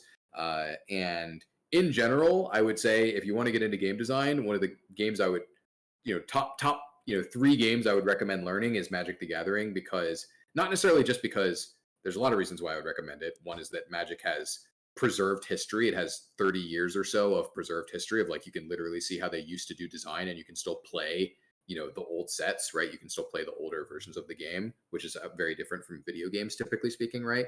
But also because the most like free game design content that is out there made by one person is definitively made by Mark Rosewater, and he makes his content about Magic the Gathering because that's the game that he works on. So yeah, if you want to get into game design, I highly, highly, highly recommend learning at least the rules of Magic the Gathering so you can fully understand what Mark Rosewater is talking about in his articles and stuff. And that definitely helped me out getting into game design. So check out Drive to Work. All right. I think that's pretty much it for what we got here today. I want to thank Nick for coming on the show, making some time on his Sunday evening. Check him out on Twitter at Riot Endstep. And if you want to watch his Twitch streams on the Wild Rift Rundown patches, it's at twitch.tv/Endstep, right? Yep, that's it. Anything else you want to plug on there? No, just thanks for having me. And everybody who's listening, I guess thanks for watching or listening or whichever one they're doing, I guess, since this will be audio format later, but it's currently visual. Yeah, thanks everybody for taking the time to listen to this or watch this. And Yeah, I think that's pretty much it for me. For sure. Yeah. And if you want to watch live, we're live theoretically Sundays at about 5 p.m. PST. That time may change. Follow me on Twitter at Ben DePiero, or you can just follow the podcast Twitter at DevDive Podcast if you want to know the more granular specifics on when the show's going to be and what's going on. If you can't catch it live, but you still want to watch the video, you can check out my YouTube channel, youtube.com/Nighthawk20,000. That's 2 with 5 zeros. I think it's 5. No, 4 zeros. 20,000. It's on the Twitter links. You can find it there. We do all the VODs there if you want to watch the visuals. And if not, we're on every single podcast audio platform: Spotify, Google Podcasts, Apple Podcasts, Stitcher, Anchor, all sorts of stuff. Just look DevDive up there. I think we're the first one there. If not, it's the one with the blue logo. And you can always listen to us. We've got a lot of great episodes, about 32 now. Really good episodes from game designers, game dev, people from all walks of life, all philosophies, and even some non-game dev people if you're interested in that. So give us a follow on any of these platforms. Give us a rating if you want. It helps out the show. I just like doing this for fun. I'm not really looking to make this professional, so it doesn't really matter to me. As long as people are enjoying it, that's all I care about. Thank you so much for listening, watching, or whatever way you're consuming this content. I really appreciate you. You guys make it all worth it. Thank you so much.